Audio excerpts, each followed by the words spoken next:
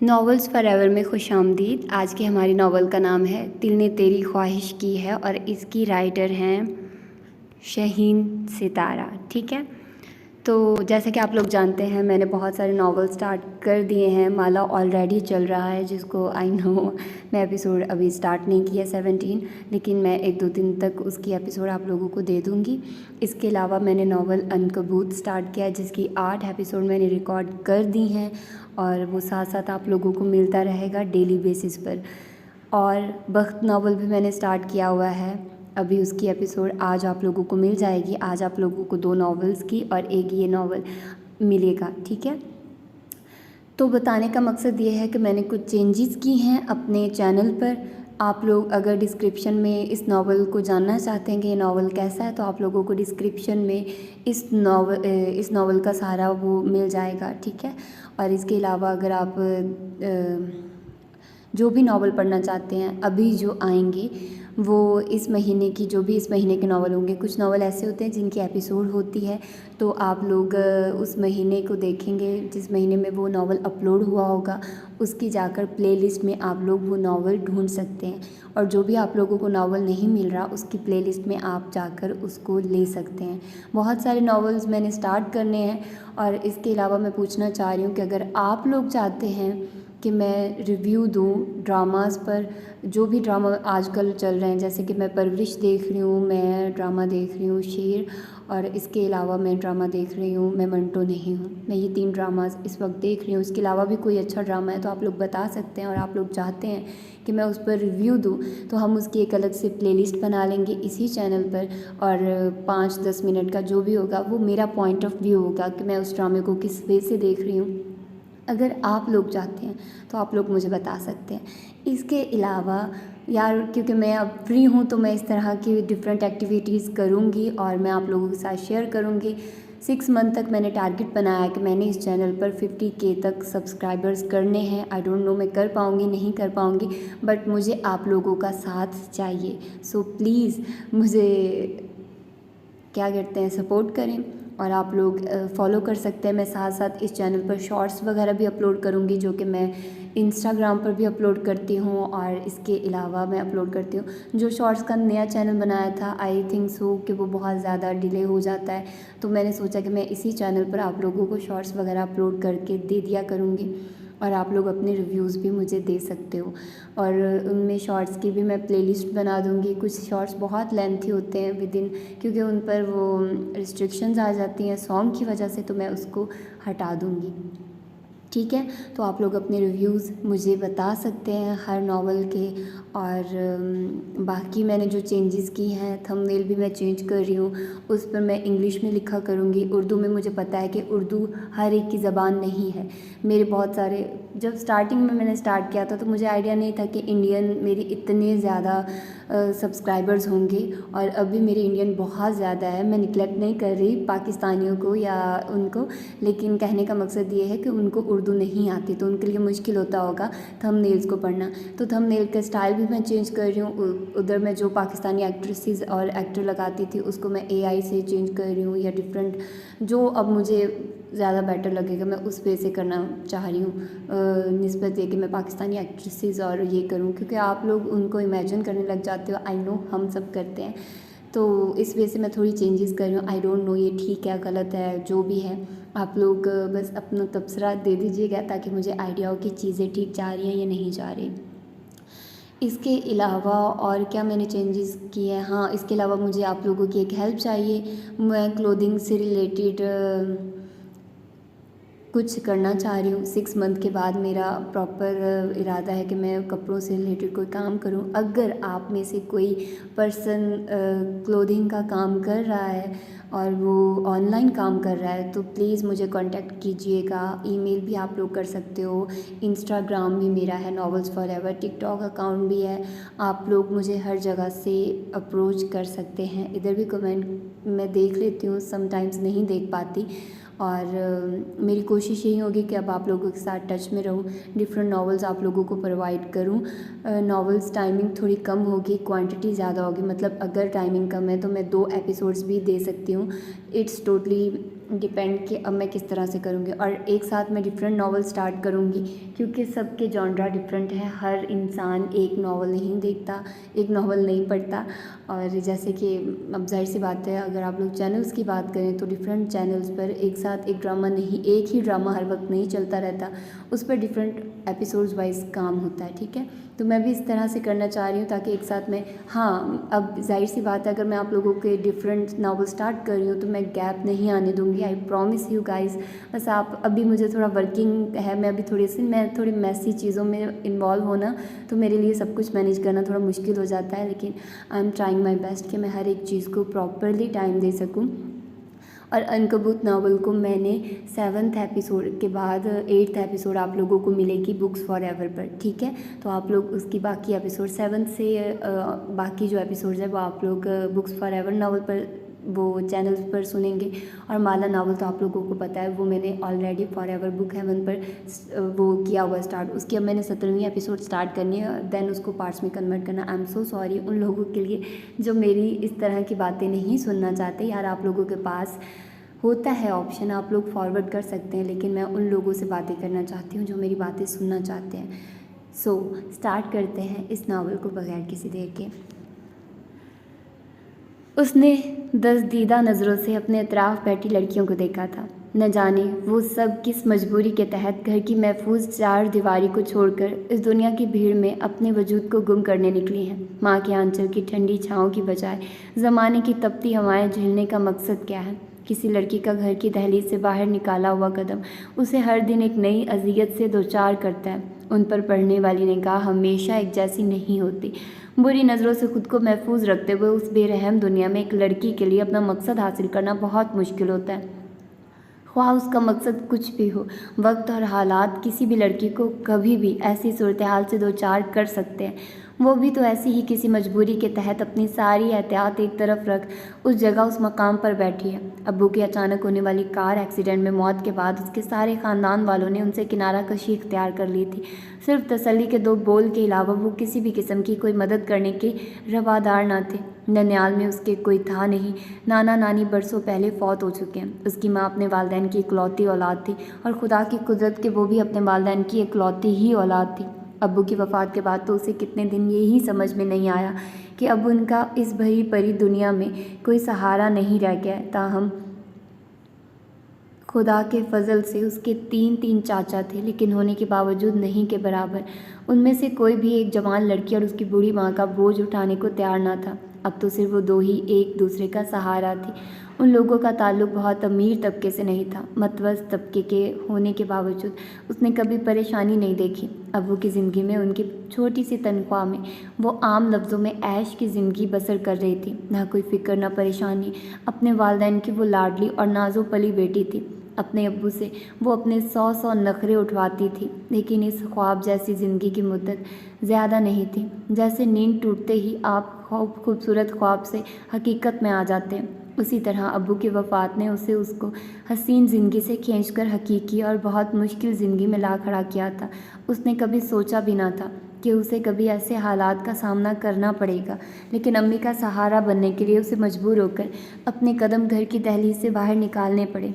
उसी साल उसने बीकॉम का फ़ाइनल एग्ज़ाम दिया था, जिसका अभी तक रिज़ल्ट भी नहीं आया था। उसका इरादा तो तालीमी मैदान में बहुत आगे तक जाने का था, लेकिन वक्त और हालात ने उसका साथ ना दिया और आज वो कॉलेज की बजाय उस शानदार ऑफिस में इंटरव्यू के लिए बैठी थी।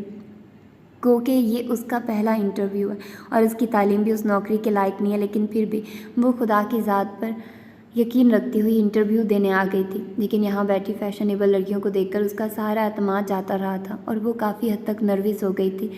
इतने चटक पटक लिबासों मेकअप से लेस तेज़ो तरार लड़कियों के बीच अपने को बड़ी सी चादर से ढांपे सादा सा चेहरा लिए डरी डरी सी वो खुद को बहुत मिसफिट सा महसूस कर रही थी। कहीं बार तो उसका दिल चाह के वापस लौट जाए, लेकिन अम्मी की पसमर्दा सूरत याद आते वो फिर से अपनी हिम्मतें मजतमा करने लगी।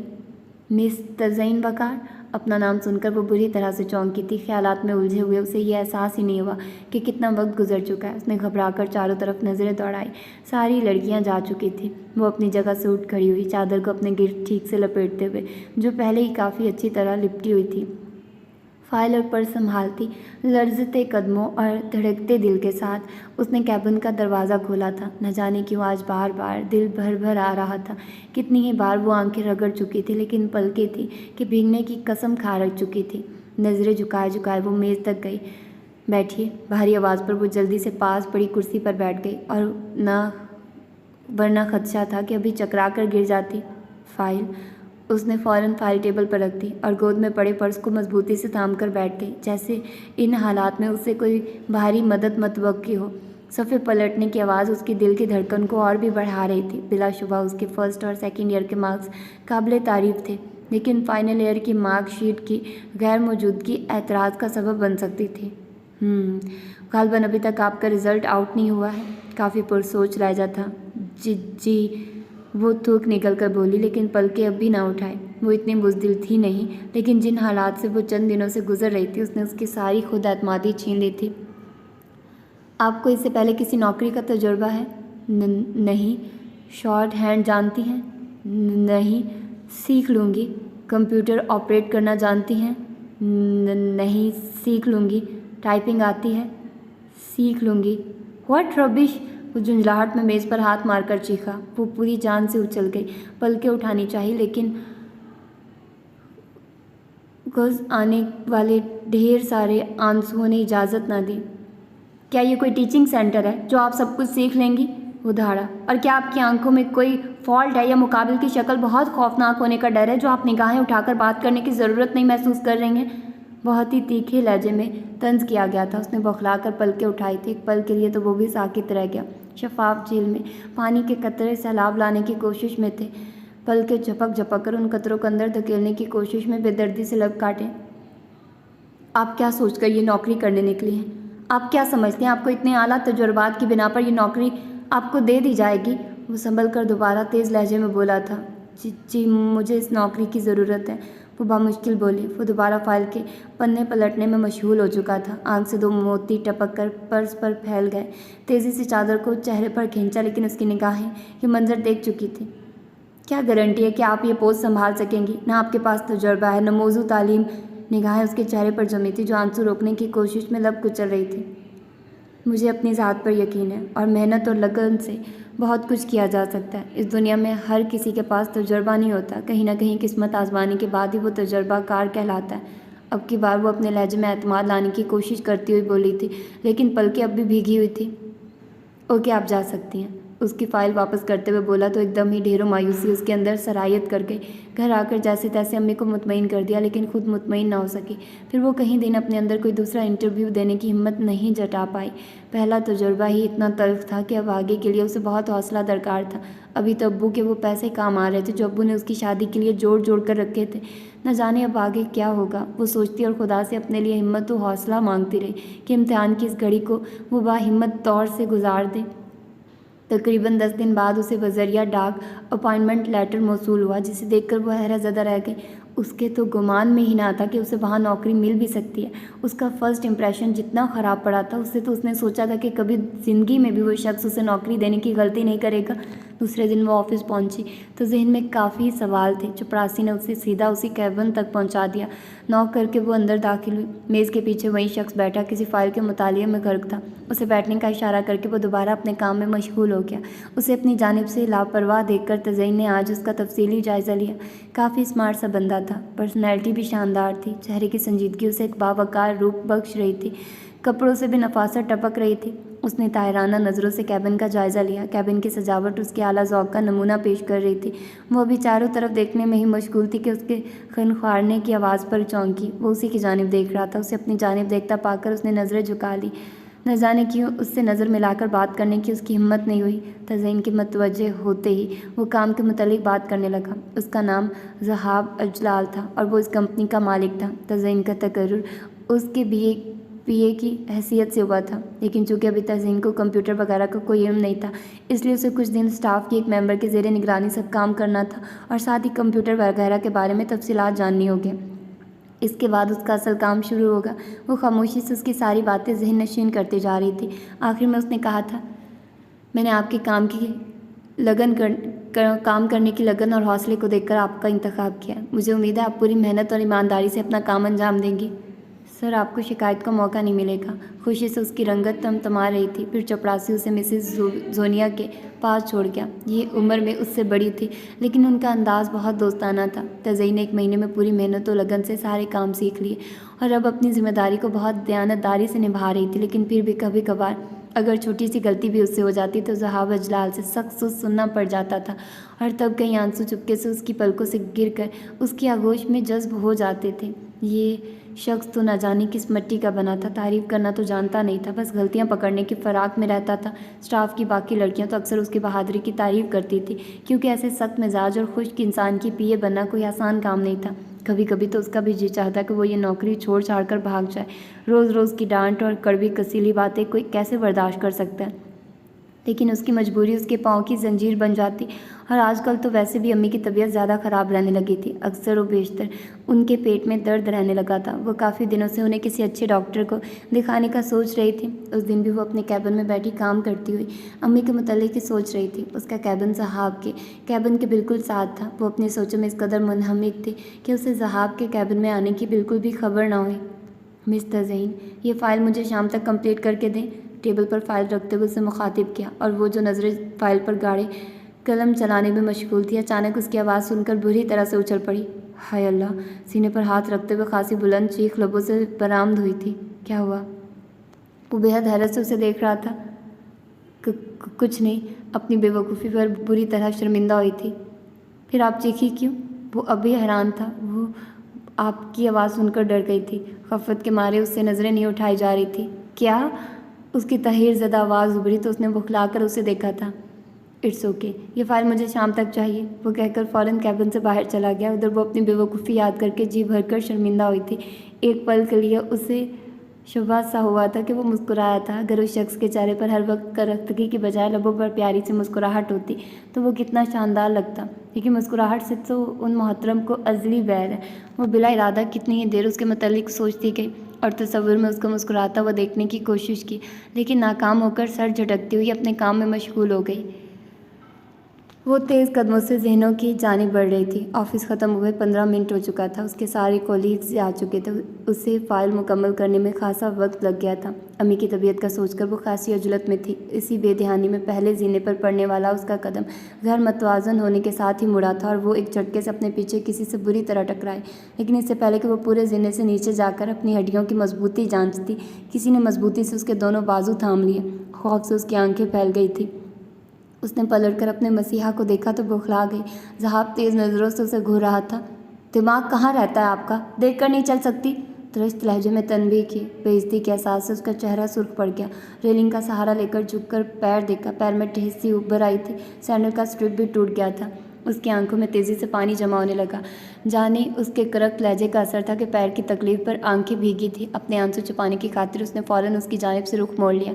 उसके मज़ीद किसी जुमले से बचने के लिए वो आगे बढ़कर जीने उतरने की कोशिश करने लगी। संभल कर दूसरे जीने पर पाँव रखा तो तकलीफ के एहसास से आंसू बाहर छलक पड़े, लेकिन जीने तो बहरहाल तय करने ही थे। सो एक एक करके कराहते हुए जीने उतरने लगे। निचला लब दांतों तले दबाए कराहें रोकने की नाकाम कोशिश कर रही थी, लेकिन बावजूद कोशिश के हल्की सी सिसकी लबों से निकल ही जाती थी। बामुश्किल तमाम वो सीढ़ियाँ तय कर पाई। पैरों में तकलीफ, उस पर से टूटी हुई सैंडल, उससे रास्ता तय करने में भी बहुत दिक्कत हो रही थी। उसने दोबारा ऊपर देखने की कोशिश नहीं की कि वो जीनों पर खड़ा है या जा चुका है। उसके सामने रोने पर पहले ही शर्मिंदा थी, ऊपर से उसका सख्त लहजा। कुछ दूर चलकर वो रुकी थी और एक कार पर हाथ रखकर झुककर अपनी सैंडल देखने लगी। उसने चारों तरफ नज़रें दौड़ाई, लेकिन आसपास कोई ऑटो या टैक्सी नहीं थी। रोज़ाना वो बस से आती जाती थी, लेकिन आज इस हालत में बस स्टॉप तक जाना मुमकिन न था। अब उसे यहीं खड़े रहकर ऑटो रिक्शा का इंतज़ार करना पड़ेगा। या अल्लाह, मैं क्या करूं?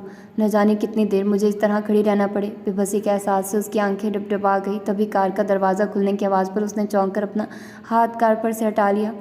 आइए, मैं आपको ड्रॉप कर देता हूँ। ज़हाब उसके मुकाबिल कार का दरवाज़ा खोले खड़ा था। वो बुरी तरह घबरा गई। मैं चली जाऊँगी। उसके सख्त लहजे से वो अब तक सहमी हुई थी। चलो, गुंडा नहीं हूँ मैं, अगवा नहीं कर रहा। वो सख्ती से घर आया तो वो और भी घबरा गई। आंखों से बहने वाले आंसुओं में रवानी आ गई। मेरा ये मतलब नहीं था। उफ, ये शख्स तो हर बात का उल्टा मतलब निकालता है। बैठो, वो अनसुनी करके दुरुस्त लहजे में बोला तो वो बिना कुछ बोले फ्रंट सीट पर बैठ गए। रास्ते पर वो रुख मोड़े आंसू पीने की कोशिश में मसरूफ़ थे। कार में बैठने के बाद से उनका माबैन किसी भी किस्म की कोई गुफ्तगू नहीं हुई थी। उसने अपने घर से एक स्टॉप पहले ही उससे कार रोकने के लिए कहा तो वह हैरत से उसकी तरफ देखने लगा। लेकिन आपका घर तो यहाँ से थोड़ा दूर है। जी, लेकिन मैं चली जाऊँगी, वो उंगलियाँ मसलती हुई बोली। उसे समझ नहीं आ रहा था कि वो उसे कैसे समझाए कि अगर उसके ख़ानदान के किसी भी फ़र्द ने उसे किसी गैर मर्द के साथ कार में आते देख लिया तो कैसी कैसी बातें बनाएंगी। उसके चचाओं का घर उसके घर के आसपास ही था, इसीलिए उसने एक स्टॉप पहले कार रोकने को कहा था। लेकिन आपके पैर में तकलीफ़ है और आपकी सैंडल भी टूटी हुई है, आप कैसे जाएंगे? उसने उलझे हुए लहजे में कहा तो उसे भी हैरत का झटका लगा था। ऐसे कैसे मालूम हुआ उसे कैसे मालूम हुआ कि उसकी सैंडल टूट गई है? मैं आपको आपके घर तक छोड़ देता हूँ। उसे खामोश पाकर उसने कहा तो वो परेशान हो गई। मैं आपको कैसे समझाऊँ मेरे रिश्तेदार? वो जुमला अधूरा छोड़कर बेबसी से लब काटने लगी। उसकी पलकें अपनी बेबसी पर दोबारा भीगने लगी थी। ज़हाब ने खोजती हुई सी नज़र उस पर डाली थी, लेकिन दूसरे लम्हे में जैसे उसके अधूरे जुमले का मफहूम समझकर गहरी सांस लेता हुआ सीधा हुआ था और कार स्टार्ट करके यू टर्न लेकर वापस उसी सिम चल पड़ा जिधर से आया था। उसे वापस होते देख वो बौखला गई। आप कहाँ जा रहे हैं? उसके चेहरे पर हवाइयाँ उड़ने लगी। उल्टे दिमाग का आदमी था, कहीं उसकी बात पर नाराज़ होकर उसे वापस ऑफिस ही ना छोड़ दे। आप मुझे गलत मत समझिए, मैं तो वो हकलाकर वजाहतें देने की कोशिश कर रही थी, लेकिन वो लब भिंच ड्राइव करता रहा। उसे ढेर सारा रोना आ रहा था। ये शख्स तो कुछ सुनता ही नहीं था। अचानक उसने एक शॉपिंग सेंटर के सामने कार रोकी और बिना कुछ कहे उतरकर अंदर चला गया। वो हैरान परेशान बैठी रह गई। थोड़ी देर बाद वो हाथ में एक शॉपर थामे कार के पास आया और दरवाज़ा खोलकर अंदर बैठ गया। शॉपर में से एक शू बॉक्स निकालकर उसकी जानिब बढ़ाता हुआ बोला, देखिए ये साइज़ आपको फिट है या नहीं? उसकी बात सुनकर वो हौंक बनी उसे देखती रही, लेकिन उसके चेहरे पर खतरनाक हद तक छाई संजीदगी देखकर लर्ज़ते हाथों से बॉक्स थाम लिया। उसने आहिस्ते से बॉक्स खोला। उसमें सैंडल थी। उसे बॉक्स देखकर वो बाहर देखने लगा था। नाचार उसे सैंडल पहनकर देखनी पड़ी। ब्लैक कलर की दरमियानी हील वाली नहायत खूबसूरत और नाजुक सैंडल थी जो उसे बिल्कुल फिट आ गई थी। जी ठीक है, उसने बहुत मुश्किल कहकर सैंडल उतारनी चाहिए, लेकिन उसने टोक दिया। पहने रहिए, ये आपके लिए हैं, उसने संजीदगी से कहा था। खूबसूरत दोधिया पाँव काली सैंडल में जगमगा रहे थे। एक पल के लिए ज़हाब की निगाह उसके पाँव पर ठहरी थी, लेकिन फ़ौरन ही पलटकर सामने की जानिब मरकूज़ हो गई। क्या? तज़ीन की आंखें हैरत से फैल गई। इतनी कीमती सैंडल और वो भी उसके लिए, लेकिन क्यों? पर मैं ये क्यों? वो समझ नहीं पा रही थी कि किस तरह और क्या सवाल करना चाहिए। घबराइए नहीं, ये तोहफ़ा नहीं है, आप बाद में इसके पैसे मुझे दे सकती हैं। उसकी बात सुनकर तज़ीन का दिल किया कि वो अपना सर पीट ले। हाय, इतनी मैं कीमती सैंडल है, मैं कहाँ से उसके पैसे चुकाऊंगी? आप ऐसी हालत में टूटी सैंडल पहनकर एक कदम भी नहीं चल पाएंगी। उसकी बात तो बिल्कुल दुरुस्त थी, लेकिन वो इतनी कीमती सैंडल लेना नहीं चाहती तो इनकार करने की खुद में हिम्मत नहीं पाती थी। चंद मिनट तजब्जुब के बाद उसने हिचकिचाकर उसकी कीमत पूछी थी। 300। उसके पुरसुकून जवाब पर तज़ीन ने हैरत से उसे देखा था। उसके अंदाज के मुताबिक तो इस सैंडल की कीमत 1000 से किसी सूरत कम नहीं थी। सिर्फ 300। उसके लबों की जुम्बिश उसकी निगाहों की गिरफ्त में थी। मुझे झूठ बोलने की क्या ज़रूरत है? उसके कहते ही वो उछल पड़ी। अपनी सोच पर लिए जाने पर वो बेहतरह शर्मिंदा हुई थी।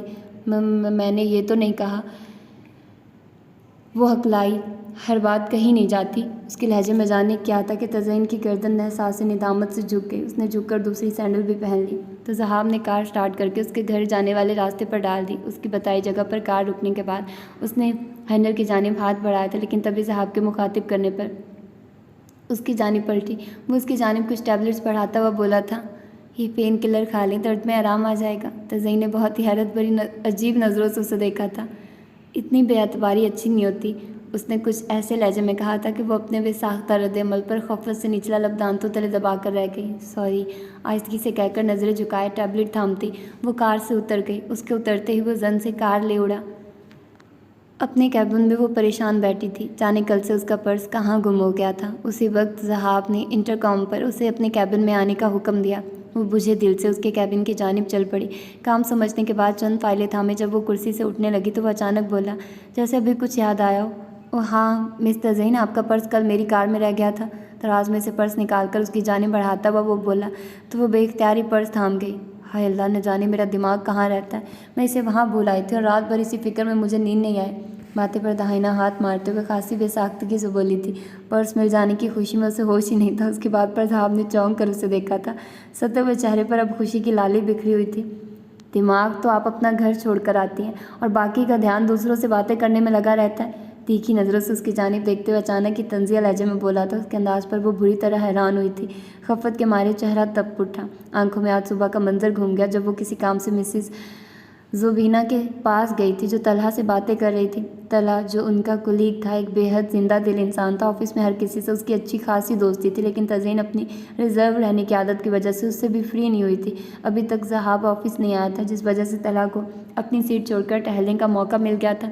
उसकी बातें नहायत दिलचस्प होती थी। उस वक्त भी उसकी किसी बात पर एक बेसाख्ता किस्म की मुस्कुराहट तज़ीन के लबों पर बिखर गई थी। जब भी वो ऑफिस में दाखिल हुआ था, उसके पास से गुजरते हुए ज़हाब ने जिन अजीब नज़रों से उसे देखा था, उससे वो चौंकी ज़रूर थी, लेकिन उसने ये नहीं सोचा था कि इस बात को वो ये शक्ल दे देगा। मैं तो सुबह मिसेस ज़ुबीना अपनी सफाई में वो हकला कर रह गई। मैंने आपसे कुछ पूछा नहीं है। खुश्क लहजा पल के भिगोने को काफ़ी था। निचला लब दांतों में दबाती नहायत बेबसी से उसकी जानिब देखा था। अब आपके पैर का दर्द कैसा है? अगले ही पल बात के साथ साथ लहजा भी बदल गया। शायद आंखों में उभरती नमी लहजा नरम कर गई थी। गैर महसूस तौर पर नज़रें उसके पाँव पर गई थी, जिनमें वही सैंडल उस वक्त भी अपनी छप दिखला रही थी। जी अब बिल्कुल ठीक है। वह मुश्किल लहजे को नॉर्मल बना पाई, वरना दिल तो भर भर आ रहा था। अब मैं जाऊँ? फाइल और पर्स उठाकर उससे ने मरे से लहजे में पूछा था। फिर इजाज़त मिलते ही बाजलत तमाम कैबिन से बाहर आ गई। अपनी कैबिन में पहुंचते ही आंखों से गरम गरम से आग फिसल कर रुखसारों को भिगोने लगा। जाने उस शख्स की मुझसे ऐसी कौन सी दुश्मनी है जो हर वक्त मेरे पीछे पड़ा रहता था। ऐसा लगता है जैसे मैं उसका कुछ चुरा कर भागी हूँ। हर वक्त डांटना, हर वक्त तनबीह। अगर पापा ज़िंदा होते तो मुझे आज ये दिन देखना ना पड़ता। पापा, आप मुझे इतनी जल्दी छोड़कर क्यों चले गए?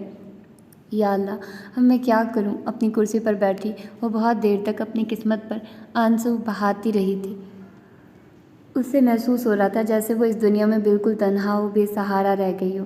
उसे समझ नहीं आ रहा था कि अब उसे क्या करना चाहिए। उसका दिमाग सुन्न हो गया था। उसे उम्मीद की कोई किरण नज़र नहीं आ रही थी। उसे अपना आप तारीकियों में डूबता महसूस हो रहा था। लाउंज में उस बेंच पर बैठे उसे घंटा हो चुका था, लेकिन उसे अभी तक कोई हल नहीं सूझ रहा था। अपने तीनों चचाओं से बात करके वो नाउम्मीद हो चुकी थी। कोई इस हद तक भी जालिम हो सकता है, उसका एहसास उसे आज हुआ था। सोचते सोचते उसके दिमाग की रगें फटने लगी थी। आंखों की झीलें तेज़ी से पानी से भरने लगी थी। माँ उसकी समाज से एक मानूस सी आवाज़ टकराई। उसने आवाज़ की सिम नज़रें घुमाई तो धुंध के उस पार कुछ गैर वाज़े से हेयोले नज़र आए। ओके डॉक्टर साहब, अब मैं चलता हूँ, क्योंकि अगर एक सेकंड के लिए भी यहाँ रुका तो तुम मेरा सर खा जाओगे। हाँ हाँ, मेरी बातें तुम्हें यूँ ही बेकार लगती हैं, लेकिन प्लीज़ यार अपना कुछ ख्याल करो। इतनी सी उम्र में इतना हाई ब्लड प्रेशर ठीक नहीं है। इतनी टेंशन मत लिया करो। और तन्हाई तो वैसे भी 100 बीमारियों की एक बीमारी है। मेरी मानो तो अब शादी कर लो। बस अब ख़त्म हो गया तुम्हारा लेक्चर या अभी कुछ बाकी है? खुदा की कसम, अगर ये मेरा अपना हॉस्पिटल होता तो एक हफ्ते के लिए तुम्हें उठाकर किसी वार्ड में फेंक देता, तब समझ में आता तुम्हें। उसका तमस्कुराना लहजा उसे तपा गया। अच्छा बाबा, बी कूल। अब मुझे इजाज़त दो, पहले ही ऑफिस के लिए काफ़ी देर हो चुकी है। उसे मुसाफा करके वो पलट गया। उसके दूर होते कदमों के साथ ही तज़ीन को जिस्म से अपनी जान निकलती महसूस हो रही थी। उसने उसे पुकारना चाहा, लेकिन लबों ने जुम्बिश ना की। माँ, वो किसी काम से पलटा था। सुनो आजिर, लेकिन उसकी बाकी बात मुंह में ही रह गई, क्योंकि नज़रें एकदम ही उस पर पड़ी थी। मिस तज़ीन, आप यहाँ क्या कर रही हैं? उसके करीब आते हुए हैरत से पूछा था। तज़ीन के आंखों में जमा आंसू फिसल कर रुखसारों पर फैल गए और एक पल में मंजर वाज़े हो गया। साहब अजलाल मुतफक्किर सा उससे पूछ रहा था। उसके मतवज्जे होते ही तज़ीन के दिल में सुकून सा उतरने लगा था। अरे मिस, अभी तक आपने पैसों का इंतज़ाम नहीं किया, प्लीज़ जल्दी करें, आपके पेशेंट की कंडीशन सीरियस है। डॉक्टर आज़िर भी उसके करीब आ गया। क्या बात है आज़िर? अब की बार ज़हाब ने आज़िर को मुखातिब किया। इनकी मदर को सुबह एडमिट किया गया। इनको अपेंडिक्स की प्रॉब्लम है। इनकी कंडीशन काफ़ी ख़राब है। अगर 2 घंटे में ऑपरेशन ना किया गया तो कॉम्प्लिकेशंस हो सकते हैं। डॉक्टर की बातें सुनकर उसने बेबसी के एहसास में घिरकर बहुत बेदर्दी से अपने होंठ काटे थे। एक मिनट सुनो आज़िर। माँ वो डॉक्टर आज़िर को एक तरफ ले जाकर कुछ बात करने लगा। उससे बात करने के बाद वो वापस उसकी जानिब पलट आया, जो खला में नज़रें गाड़े माऊफ होते ज़हीन के साथ खामोश बैठी थी। मिस्टर ज़हीन, आप परेशान ना हो, आपकी मम्मी का ऑपरेशन शुरू हो रहा है। मैंने डॉक्टर से बात कर ली है। उसने बेयकीनी से उसे देखा था।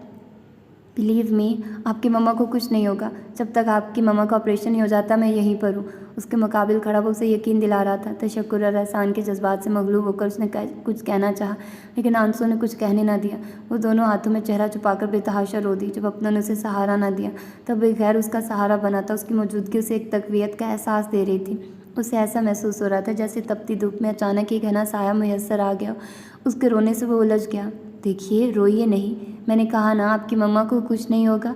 अगर आप इस तरह हौसला हार देंगी तो आपकी मम्मा का ख्याल कौन रखेगा? खुदा पर भरोसा रखें, वही आपको इस मुश्किल से निकालेगा। उसकी बातों से उसे काफ़ी ढाढ़स बंधी थी। अपने आंचल से चेहरे को साफ करके वो अपने रब को याद करने लगी।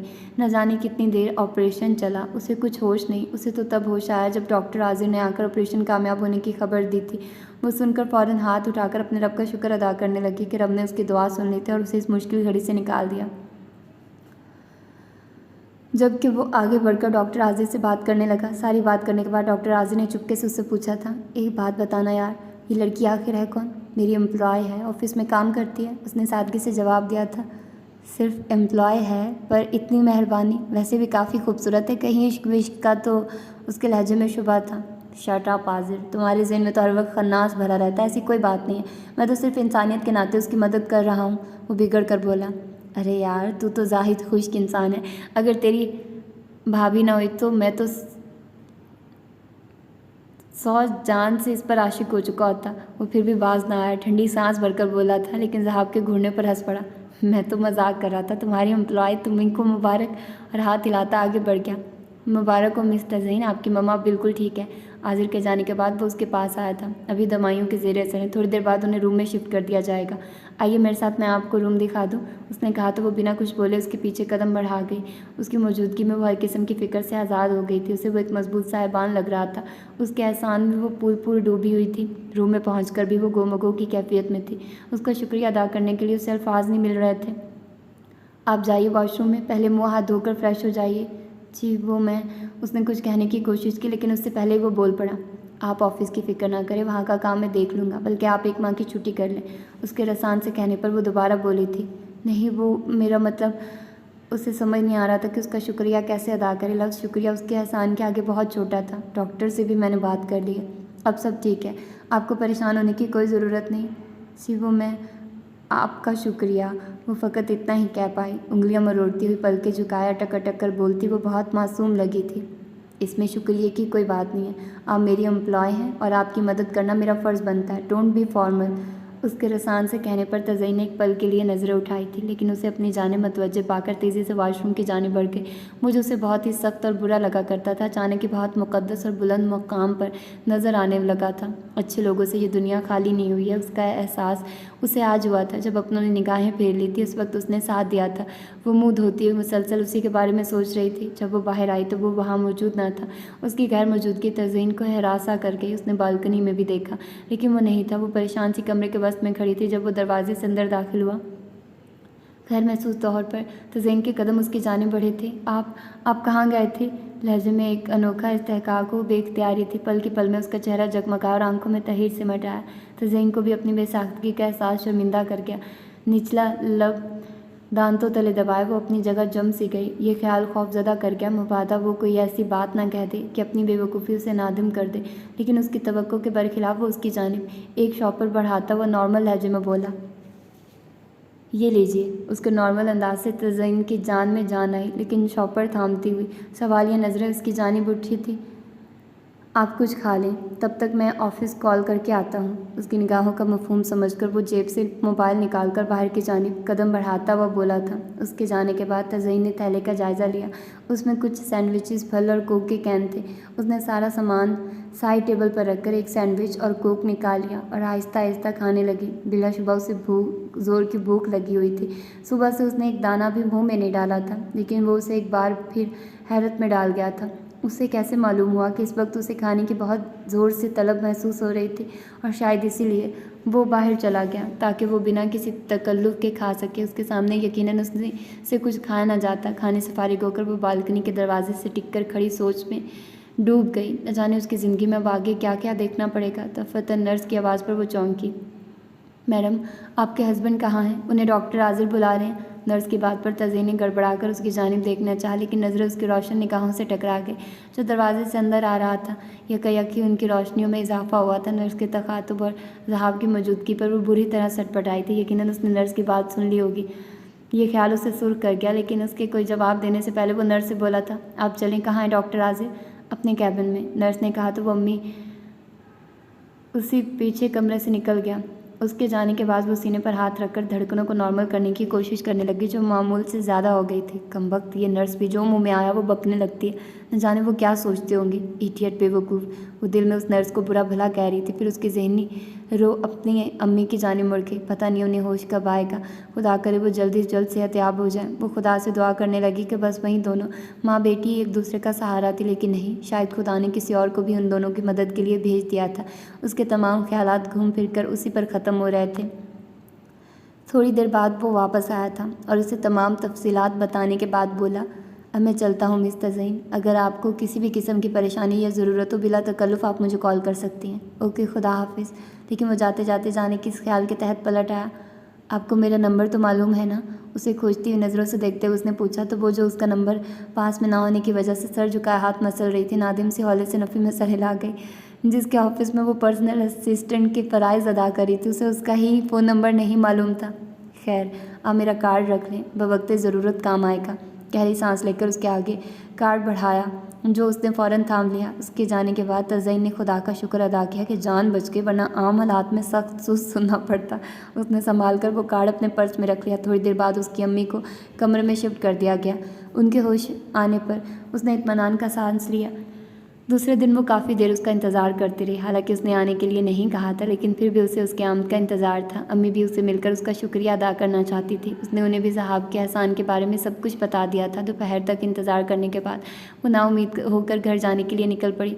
उसे घर से ज़रूरी सामान लेना था। जब वो बड़ा सा बैग कंधे पर डाले घर में ताला डाल रही थी, उसे अपने पीछे किसी के पुकारने की आवाज़ सुनाई दी। उसने मुड़कर देखा तो हैरान रह गई। उसके सामने उसके सबसे बड़े चचा के बेटे खालिद खड़े थे। वो उससे उम्र में कुछ साल बड़े थे। उन्हें देखकर तज़ईन को बेहद गुस्सा आया, लेकिन उसने इखलाक का दामन न छोड़ा। खालिद भाई, आप यहाँ किस लिए आए हैं? तज़ईन, मैं आज ही बाहर से आया हूँ। मुझे तुम्हारे साथ हुई प्रॉब्लम का पता चला। यकीन मानो, मुझे बहुत अफसोस हुआ है। अगर मैं कल यहाँ होता तो बाबा जान तुम्हारी मदद करने से कभी इनकार न करते। दरअसल आजकल हमारे मुआशी हालात भी बहुत ख़राब हैं। अगर मुझे पहले पता होता तो मैं किसी न किसी तरह तुम्हारी मदद ज़रूर करता। रहने दे खालिद भाई, आपको हमारे लिए परेशान होने की कोई ज़रूरत नहीं है। खुदा बहुत मेहरबान है, अपने बेबस बंदों की मदद का कोई ना कोई वसीला ज़रूर पैदा कर देता है। हमारे लिए भी उसने इंतज़ाम कर ही दिया। प्लीज़ तज़ईन, ऐसा कहकर हमें और शर्मिंदा ना करो। मैं चची जान से मिलकर उनसे माफ़ी मांगना चाहता हूँ। प्लीज़ मुझे उनके पास ले चलो। काफ़ी देर मिन्नत समाजत करने के बाद वो उसे लेकर हॉस्पिटल आई। वहाँ भी खालिद ने अम्मी से माफ़िया मांगी थी। आखिरकार अम्मी ने उसे माफ़ कर दिया। चची जान, अब आपको किसी भी चीज़ की फ़िक्र करने की कोई ज़रूरत नहीं है। अगर कभी आधी रात को भी कोई काम हो, आप मुझे बिला तरद्दुद बुला लें। मुझे आप अपना बेटा समझकर खिदमत करने का मौका दें। ये भी कोई कहने की बात है, तुम तो मेरे अपने बेटे हो, अम्मी ने मोहब्बत से कहा था। तज़ईन, अब तुम बिल्कुल भी परेशान ना होना, मैं रोज़ाना यहाँ आऊँगा। जी। अम्मी का पुरमोहब्बत रवैया देखकर उसे भी इखलाक निभाना पड़ा। खालिद के जाने के बाद उसने सुकून की सांस ली थी। उसे ऐसे दिखावे की हमदर्दी जताने वालों से सख्त नफरत थी। उसकी मौजूदगी को वो सिर्फ अम्मी की खातिर बर्दाश्त कर रही थी, वरना दिल तो कर रहा था कि खूब खरी खरी सुनाए। बल्कि उसकी रोज़ आने की बात सुनकर ही वो कोफत में मुब्तला हो गई थी। मैडम, ये आपके लिए। अम्मी के सोने के बाद वो सोचो कि गर्दाब में फंसी हुई थी कि नर्स की आवाज़ पर उसकी जानिब मतवज्जो हुई, लेकिन उसके हाथ में बड़ा सा बुक्के देखकर चौंक गई। आगे बढ़कर देखा तो उस पर जल्द सेहतयाबी का कार्ड लगा हुआ था। नीचे किसी का नाम नहीं था। ये किसने दिया है? उसने हैरान होकर पूछा। जो कल आपके साथ थे उन्होंने। नर्स ने ग्लूकोज की बोतल चेक करते हुए जवाब दिया, जिसे सुनकर वो बेचैनी से बोली, कब आए थे? करीब 1 घंटा पहले। नर्स के जवाब पर वो सोच में पड़ गई कि वो खुद क्यों नहीं आए। हॉस्पिटल आकर उनसे ना मिलना क्या मायने रखता है। कहीं बार दिल किया कि फ़ोन करे, लेकिन फिर खौफज़दा होकर खुद ही इरादा तर्क कर दिया। मवादा वो फ़ोन पर कोई बात कहकर बेइज्जत ना कर दे। उस शख्स से कुछ भी बैद नहीं था। पल के पल में बदल सकता है। अब ऐसा भी तो हो सकता है कि वो अपने ट्रीटमेंट के लिए डॉक्टर हाजिर के पास आया हो और सिर्फ अज़राए हमदर्दी उनके लिए फूल भेज दिए हों। और वैसे भी हमारी क्या अहमियत होगी उसकी नज़र में। वो मुख्तलिफ दलीलें देकर ख़ुद को मुतमईन करने लगी। फिर कई दिन गुजर गए। वो लाशौरी तौर पर उसकी मुंतज़िर रही, लेकिन वो नहीं आया। 1 हफ्ते बाद अम्मी को डिस्चार्ज कर दिया गया। वो बिल के लिए काउंटर पर पता करने गई तो मालूम हुआ कि सारी फॉर्मेलिटीज़ पहले ही पूरी की जा चुकी है। पेमेंट वगैरह का कोई झंझट ही नहीं था। उसका ध्यान फ़ौरन ही साहब की जानिब गया। यकीनन ये सब उसी ने किया होगा। उसकी हदायत के मुताबिक वो पूरा महीना ऑफिस नहीं गई और पूरी दिलजमी के साथ अम्मी की खिदमत करती रही। नतीजतन अब वो पहले से बहुत बेहतर थी। इस दौरान खालिद पाबंदी से आता रहा था, बल्कि चचा और चची भी कई बार अम्मी की इयादत को आ चुके थे और उस पर तो ख़ास तौर से मोहब्बतों की बारिश होती थी। उसे उन सब से वहशत होती थी, लेकिन अम्मी की खातिर उसे सब सहना पड़ता। आज पूरे 1 महीने बाद वो ऑफ़िस गई थी। सारे स्टाफ मेंबर्स उससे उसकी अम्मी का हाल पूछ रहे थे। उन सब से मिलकर वो अपने केबिन में आकर बैठ गई। थोड़ी देर बाद ही साहब के पास से बुलावा आ गया। उसके केबिन में दाखिल हुई तो वो अपने सामने फैली फ़ाइलों में गुम था। उसके कुर्सी पर बैठने पर वो कुछ फ़ाइलें देकर काम समझाने लगा। उसका अंदाज़ खालिस मालकाना था। ये साहब तो उस हॉस्पिटल वाले साहब से बिल्कुल मुख्तलिफ नज़र आ रहा था। वो हैरत से उसका अंदाज़ देख रही थी। ऑफ़िस में तो वो कोई और ही लगता था। और हाँ, आपकी अम्मी की तबीयत अब कैसी है? बात के इख्तिताम पर वो जैसे याद आने पर बोला था। ठीक है, मरे मरे लहजे में बोली। दिल तो चाहा कि उससे हॉस्पिटल ना आने की वजह पूछे, मगर उसकी संजीदा सूरत देखकर हिम्मत ना हुई। ओके, आप जा सकती हैं। फाइल समेटकर वो अपने कैबिन में आ गई। दिल पर एक बेनाम सी उदासी छा गई थी। कई दिनों तक वो उसके ज़ेरे असर रही और ऐसे में जब खालिद से सामना हो जाता तो उसका मूड और भी ख़राब हो जाता था। उस दिन तो सुबह जब वो ऑफिस जा रही थी तो रास्ते में उससे मुलाकात हो गई। गालबन वो कहीं जा रहा था। उसने अपना चेहरा चादर में ढांप कर आगे बढ़ जाना चाहा, लेकिन वो देख चुका था। अरे तज़ईन, ऑफिस जा रही हो? चलो मैं ड्रॉप कर देता हूँ। नहीं, मैं बस से चली जाऊँगी। उसके साथ बाइक पर बैठने के तसव्वुर से ही वो कोफत में मुब्तला हो गई। अरे भाई, इसी बहाने तुम्हारा ऑफिस भी देख लूँगा। अब चलो भी। उसके इसरार करने पर वो मजबूरन उसके साथ जाने के लिए राज़ी हो गई। अब यहाँ सबके सामने तमाशा बनवाने से तो बेहतर उसके साथ चली जाना था। चादर को अच्छी तरह अपने गिर्द लपेट कर वो उससे दूर हटकर बाइक पर बैठ गई। खुदा खुदा करके ऑफिस आया तो वो झट से उसका शुक्रिया अदा करती। बाइक से उतर कर आगे बढ़ गए। अभी वो अपने कैबिन में दाखिल भी हुई थी कि ज़हाब ऑफिस में दाखिल हुआ था। उसे देखते ही उसने दहल कर अपने सीने पर हाथ रखा था। या खुदा, कहीं इन्होंने मुझे खालिद भाई के साथ आते हुए देख तो नहीं लिया। न जाने अब मेरे बारे में क्या राय कायम करेंगे। उसे अधेड़बन में उससे कहीं गलतियाँ होगी। नतीजतन ज़बरदस्त डांट खानी पड़ी। ऑफिस टाइम ख़त्म होने पर जब वो ख़राब मूड के साथ बस स्टैंड की जानिब बढ़ रही थी कि सामने रुकती खालिद की बाइक पर झुंझला सी गई, लेकिन मजबूरन बैठना पड़ा। बाइक पर बैठते हुए उसने यूं ही नज़रें उठाई थी, लेकिन सर पटा कर रह गई। सामने ज़हाब अपनी कार में बैठा अजीब तीखी नज़रों से उसे देख रहा था। उससे नज़र मिलते ही वो जन से अपनी कार ले उड़ा। वो अजीब से एहसास से नदामत में गिर गई। कहाँ वो उसके साथ कार में अपने घर जाने पर राज़ी ना थी और कहाँ अब एक लड़के के साथ बाइक पर बैठी है। जाने उसने उसके बारे में क्या राय कायम की होगी। फिर तो कमोबेश हर दूसरे तीसरे दिन खालिद उसे छोड़ने या लेने पहुंच जाता था। वो उसे मना कर करके थक चुकी थी, लेकिन वो मान के ही नहीं दे रहा था। ऐसे में कभी ज़हाब से सामना हो जाता तो वो उससे नज़रें न मिला पाती थी। उस दिन तो खालिद ने हद कर दी, हल्की सी हरारत की वजह से, जो कि मौसमी थी। तज़ईन छुट्टी पर थी और उसी दौरान वो आधमका और उसके लाख मना करने के बावजूद उसे घुमाने बाहर ले गया, ये कहकर कि घर में बैठकर और ज़्यादा तबीयत ख़राब होगी। ज़रा सा बाहर निकलोगी तो मूड फ्रेश हो जाएगा। उसने तज़ईन को चाट और आइसक्रीम खिलाकर वापस घर छोड़ दिया। हालांकि उसे यूँ सर बाजार खड़े होकर खाना एक आंख ना बाया था, लेकिन अपनी फितरत से मजबूर होकर वो खालिद को कुछ कह नहीं सकती थी। किसी से सख्त लहजे में बात करना वो जानती ही ना थी। अपनी इसी कमज़ोरी की वजह से अक्सर उसे परेशानी का सामना भी करना पड़ता था।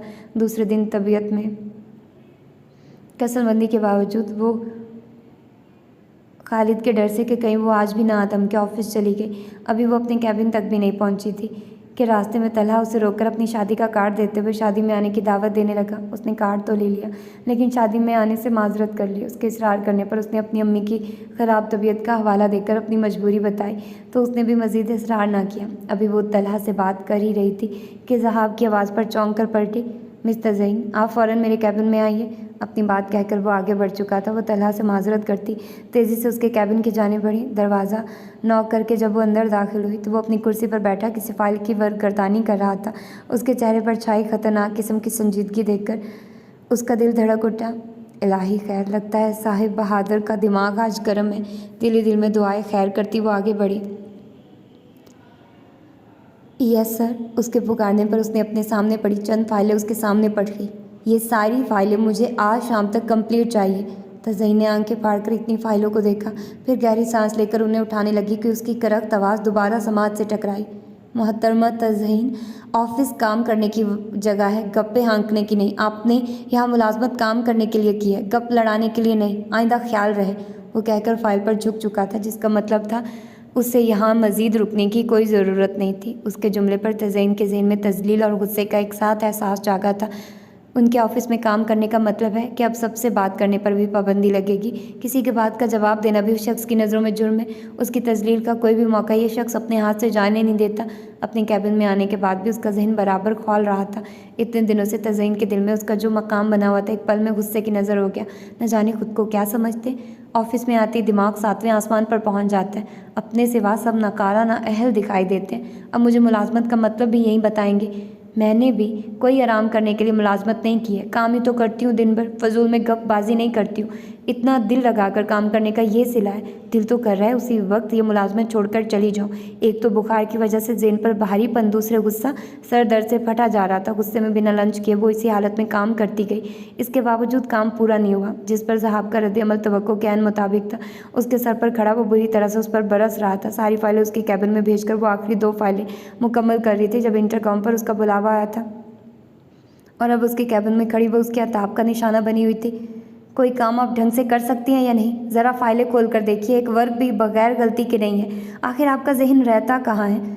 इसी भरोसे पर निकली थी नौकरी करने। मुलाजमत करने का इतना ही शौक़ है तो कम अज़ कम काम तो ढंग से करें। मुलाजमत मेरा शौक़ नहीं, मजबूरी है। उसकी बात पर वो तड़प कर बोली थी। कर्ब से पलकें भीगने लगी थी। छुट्टियाँ करना भी आपकी मजबूरी है। आखिर किस वजह से पिछले 2 दिन गायब रही हैं? मैंने दरख्वास्त दे दी थी सर, मेरी तबीयत ख़राब थी।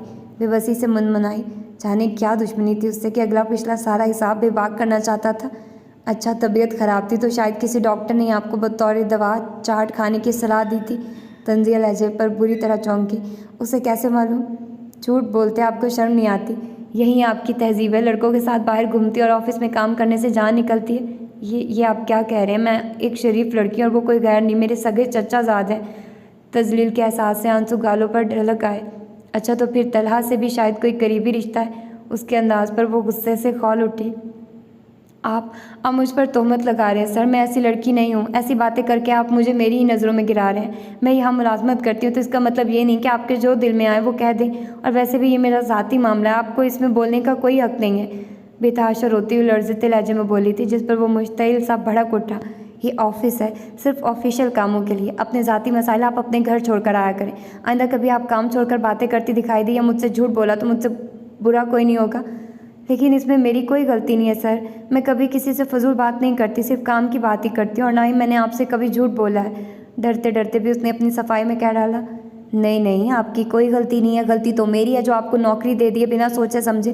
दिल तो कर रहा है इसी वक्त आपको निकाल बाहर कर दूँ, लेकिन आपकी वालदा की वजह से मजबूर हूँ, वरना आप जैसी नाअहल को बर्दाश्त करना बहुत मुश्किल है। बेहद तपे लहजे में कही गई बात ज़ब्त के सारे बंधन तोड़ गया और वो दोनों हाथों में मुँह छुपाकर सारों कतार रो दी। इतनी बेइज्जती, इतनी ख्वारी उसने तो सपने में भी ना सोचा था। एक एहसान करके जैसे उसने उसे ख़रीद लिया था। अब एक पल के लिए भी वही मुलाजमत नहीं करना चाहती थी, लेकिन उसके एहसानात उसके पैरों की जंजीर बने हुए थे।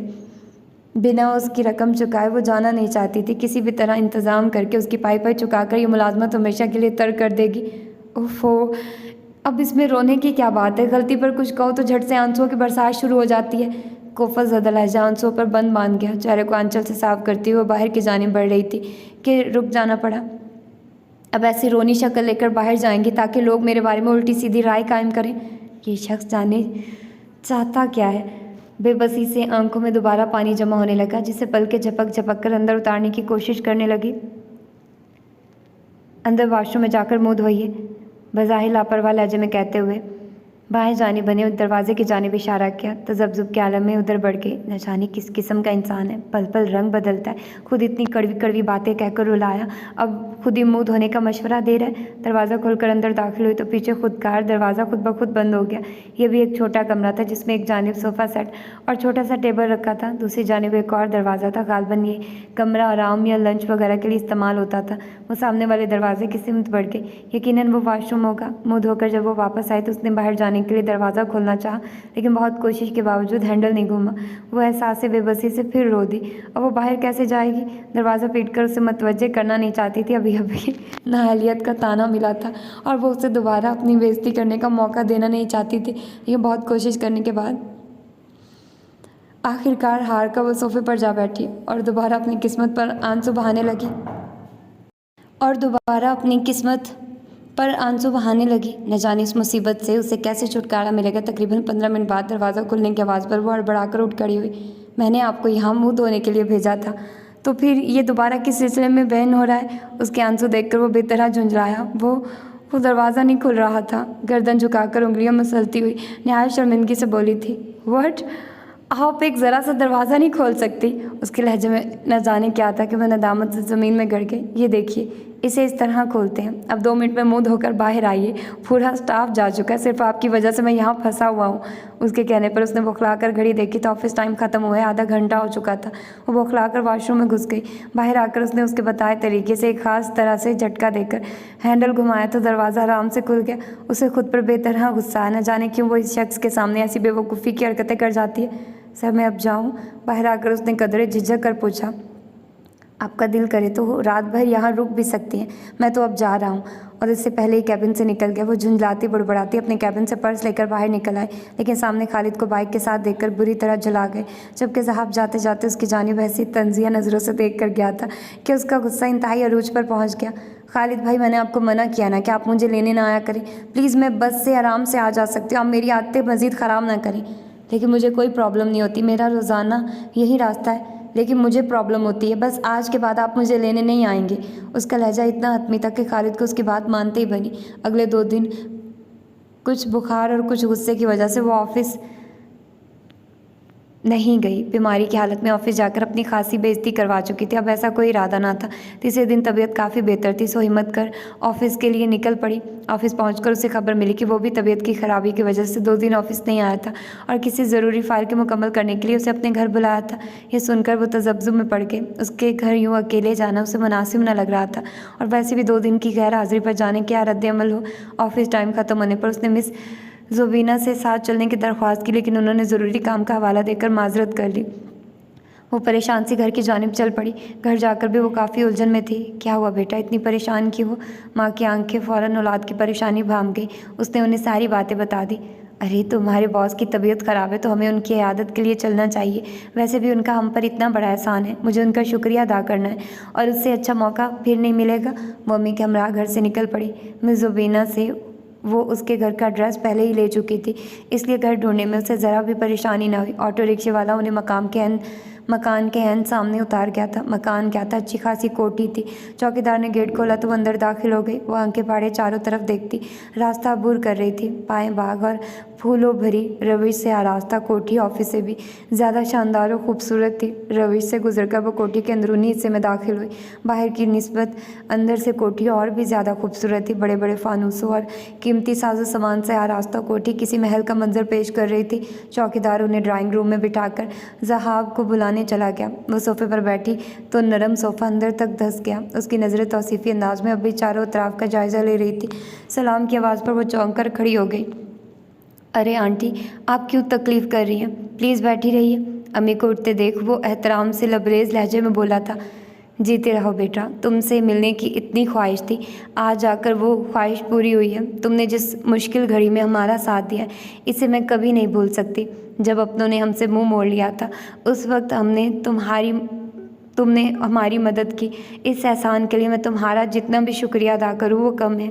कैसी बातें कर रही हैं आंटी, मैंने आप पर कोई एहसान नहीं किया है। इंसान ही इंसान के काम आता है। अल्लाह को आपकी मदद करना मंजूर था, उसने मुझे वसीला बना दिया। मैंने तो कुछ भी नहीं किया है, लेकिन इस कठिन वक्त में तुमने मेरी बेटी को जिस तरह सहारा दिया, इसके लिए मैं ज़िंदगी भर तुम्हारी एहसानमंद रहूँगी। अपनी गीली आंखों को दुपट्टे के आंचल से साफ करती हुई बोली थी। आप ऐसी बातें करके मुझे शर्मिंदा कर रही हैं आंटी। उसके पूरी अखलाक लहजे से वो बेहद मुतासिर हुई थी। खुदा तुम्हें सलामत रखे बेटा, वो तुम्हें इसका नेकी का सिला ज़रूर देगा। आज तुमसे मिलकर मेरे दिल को सुकून मिल गया है। उसके सर पर हाथ फेरते हुए वो शफ़क़त से लबरेज लहजे में बोली तो उसके चेहरे से एक साया सा गुजर गया। मैं खुद आपसे आपकी खैरियत दरियाफ्त करने के लिए मिलना चाह रहा था, लेकिन मसरूफ़ियत कुछ ऐसी थी कि मौका नहीं मिल सका।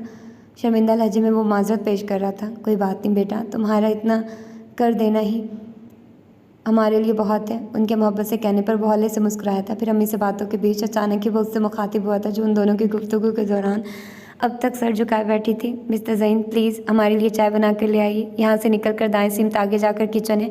रहने दो बेटा, हमसे ये सब तकल्लुफ़ात करने की कोई ज़रूरत नहीं है। मैं तो तुम्हारी माँ जैसी हूँ, और माँ से कैसा तकल्लुफ़? माँ की खिदमत करना भी तो औलाद का फ़र्ज़ होता है। और मुझे भी इस वक्त चाय की तलब महसूस हो रही है। इस बहाने मुझे भी चाय मिल जाएगी। असल में मेरा मुलाजिम बाहर गया हुआ है और 1 घंटे से पहले उसकी वापसी मुमकिन नहीं है। उसकी बात सुनकर वो फाइल और पर्स टेबल पर रख कर उठ खड़ी हुई। दिल ही दिल में झुंझलाई तो बहुत, लेकिन कह तो कुछ नहीं सकती थी। नौकर समझ रखा है मुझे, ऑफिस में तो काम लेते ही लेते हैं, घर में भी मुलाजमा बना दिया। मैं यहाँ चाय बनाने आई हूँ। न जाने वो कौन सी ऐसी मनहूस घड़ी थी जब मैंने इस शख्स के ऑफिस में नौकरी के लिए कदम रखा था। इस घड़ी से आज तक एक पल सुकून नहीं मिला है। दिल ही दिल में बुड़बुड़ाती वो किचन की जानिब चल पड़ी। उसके बताए रास्ते पर जाकर जल्दी उसे किचन का दरवाज़ा दिखाई दे गया जो खुला हुआ था।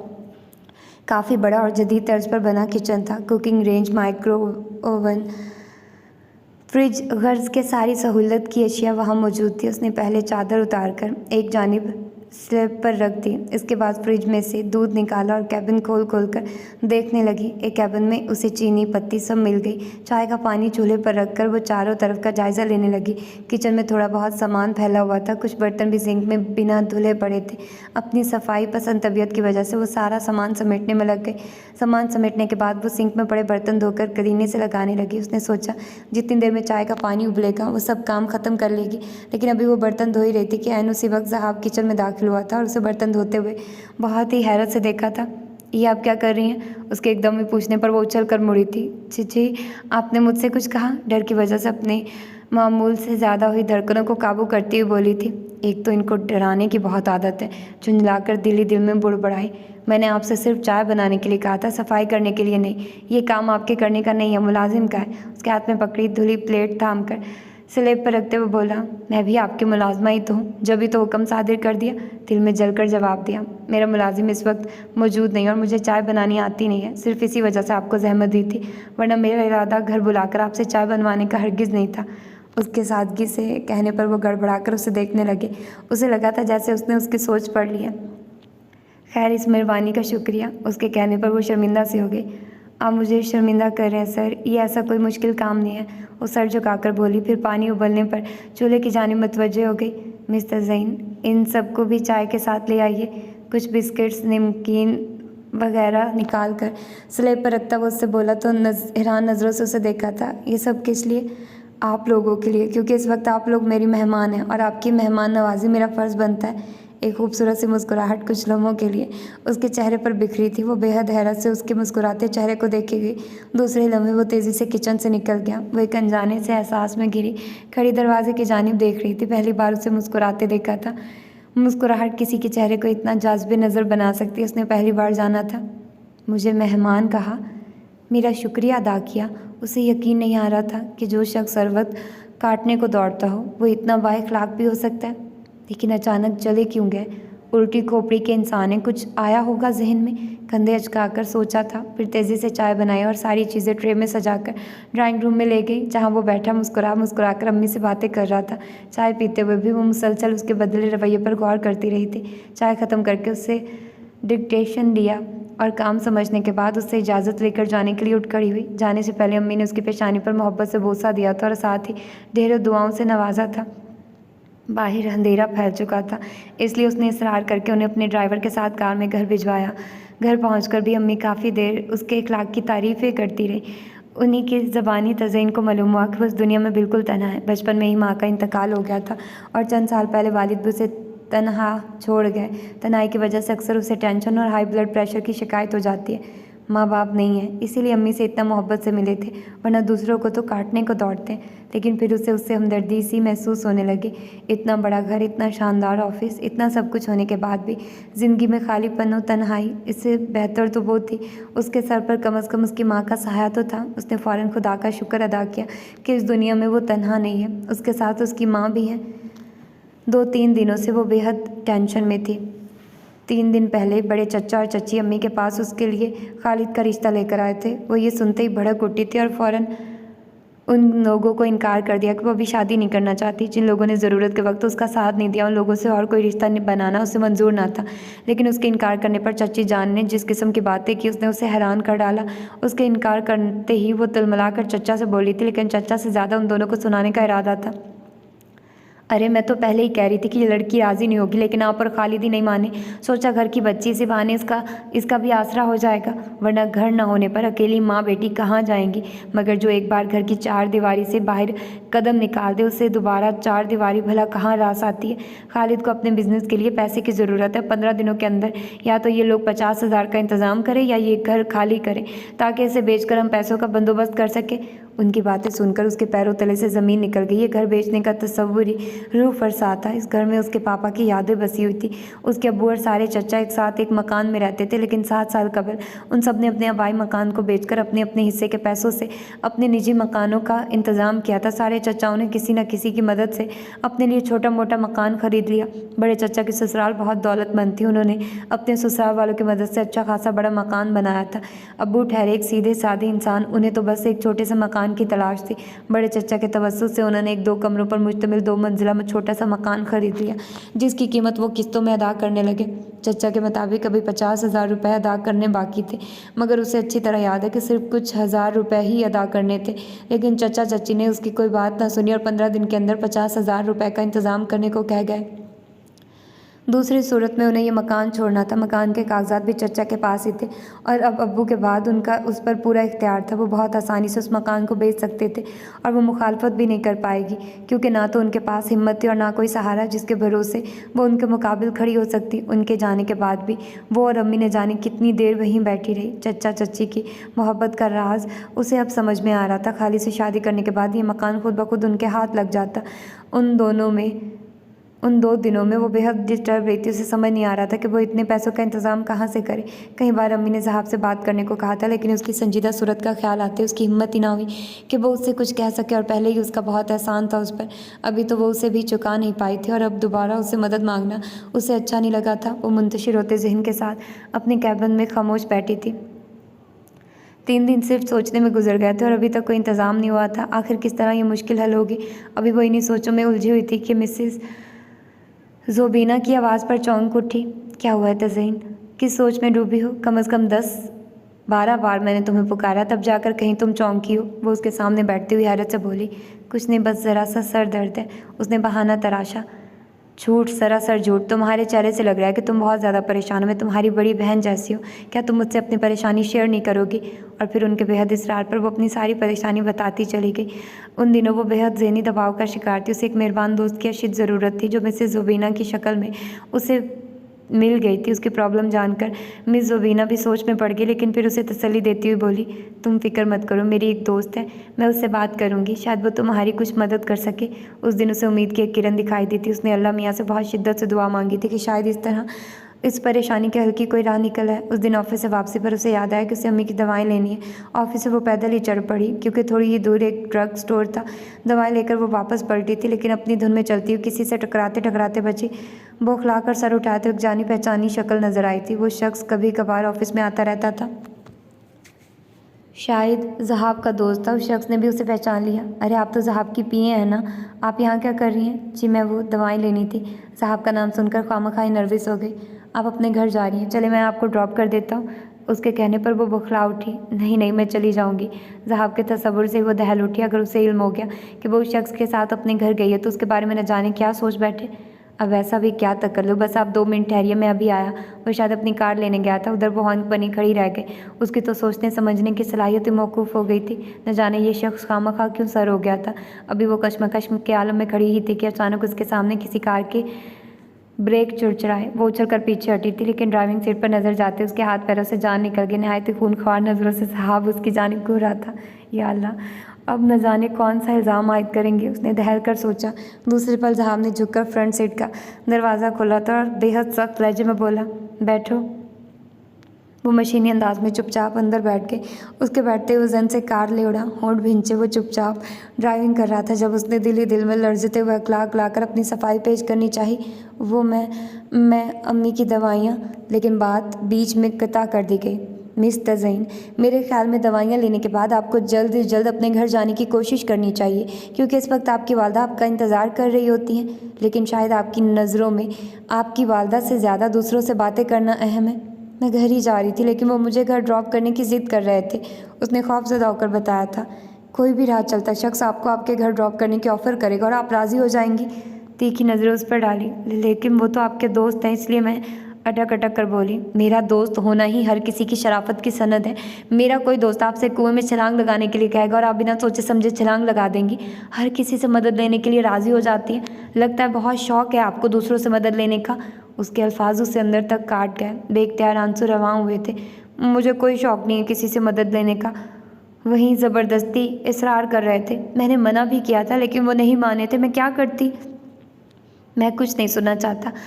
आज के बाद आप उनसे ना ही गुफ्तगू करेंगी, ना ही किसी भी किस्म का राब्ता रखेंगी, कतियत से कहते हुए जैसे बात ही ख़त्म कर दी।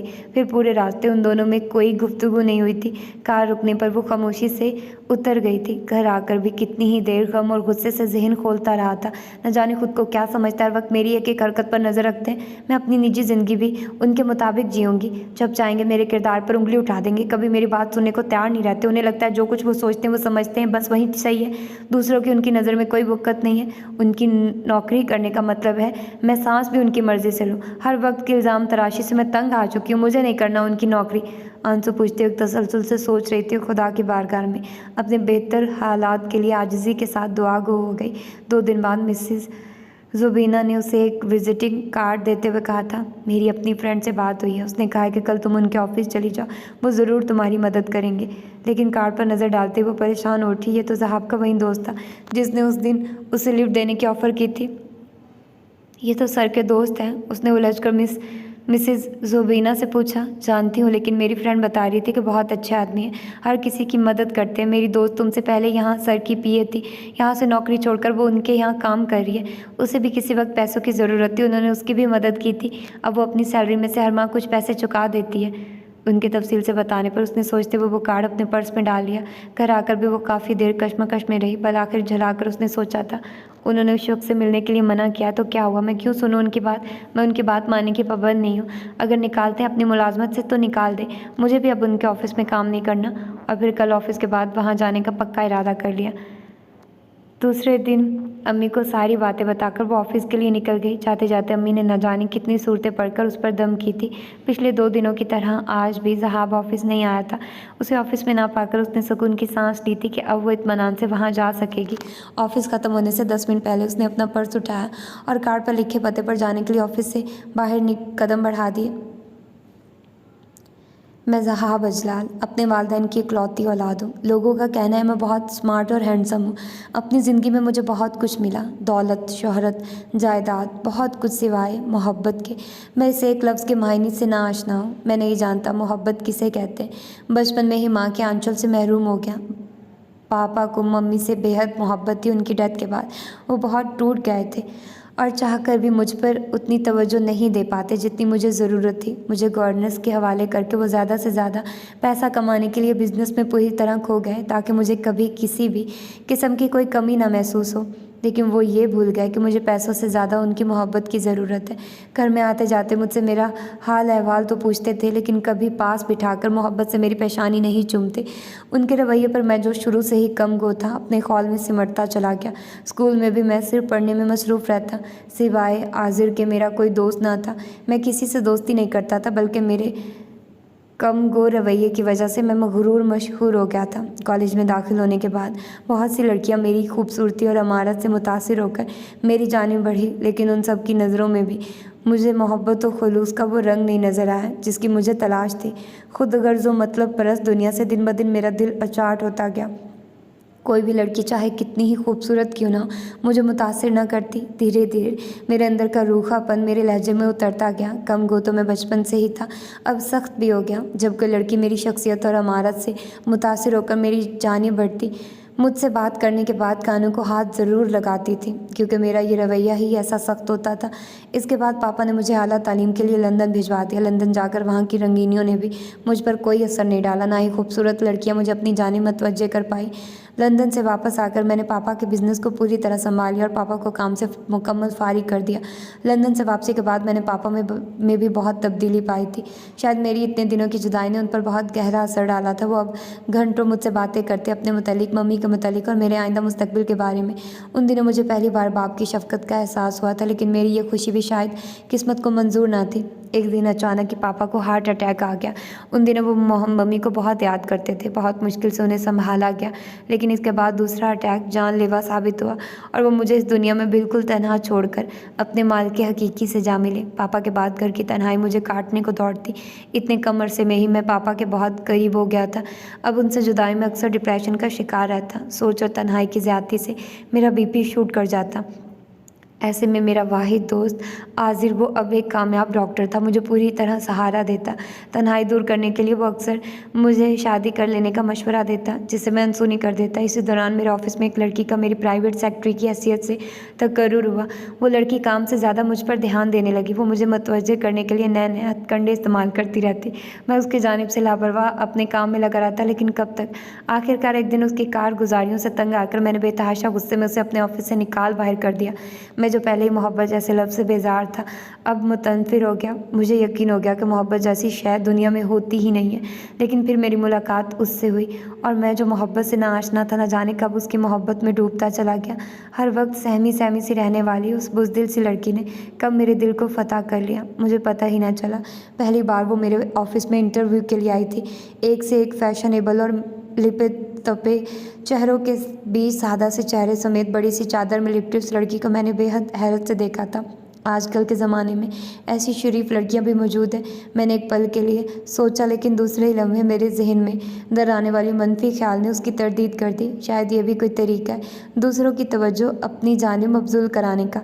अचानक ही नागवारी की एक लहर सी मेरे पूरे वजूद पर दौड़ती चली गई। मैंने बेदिली से उसकी फ़ाइल थामी थी, लेकिन उसकी क्वालिफ़िकेशन और बेतुके जवाबात से मेरा पारा हाई होने लगा।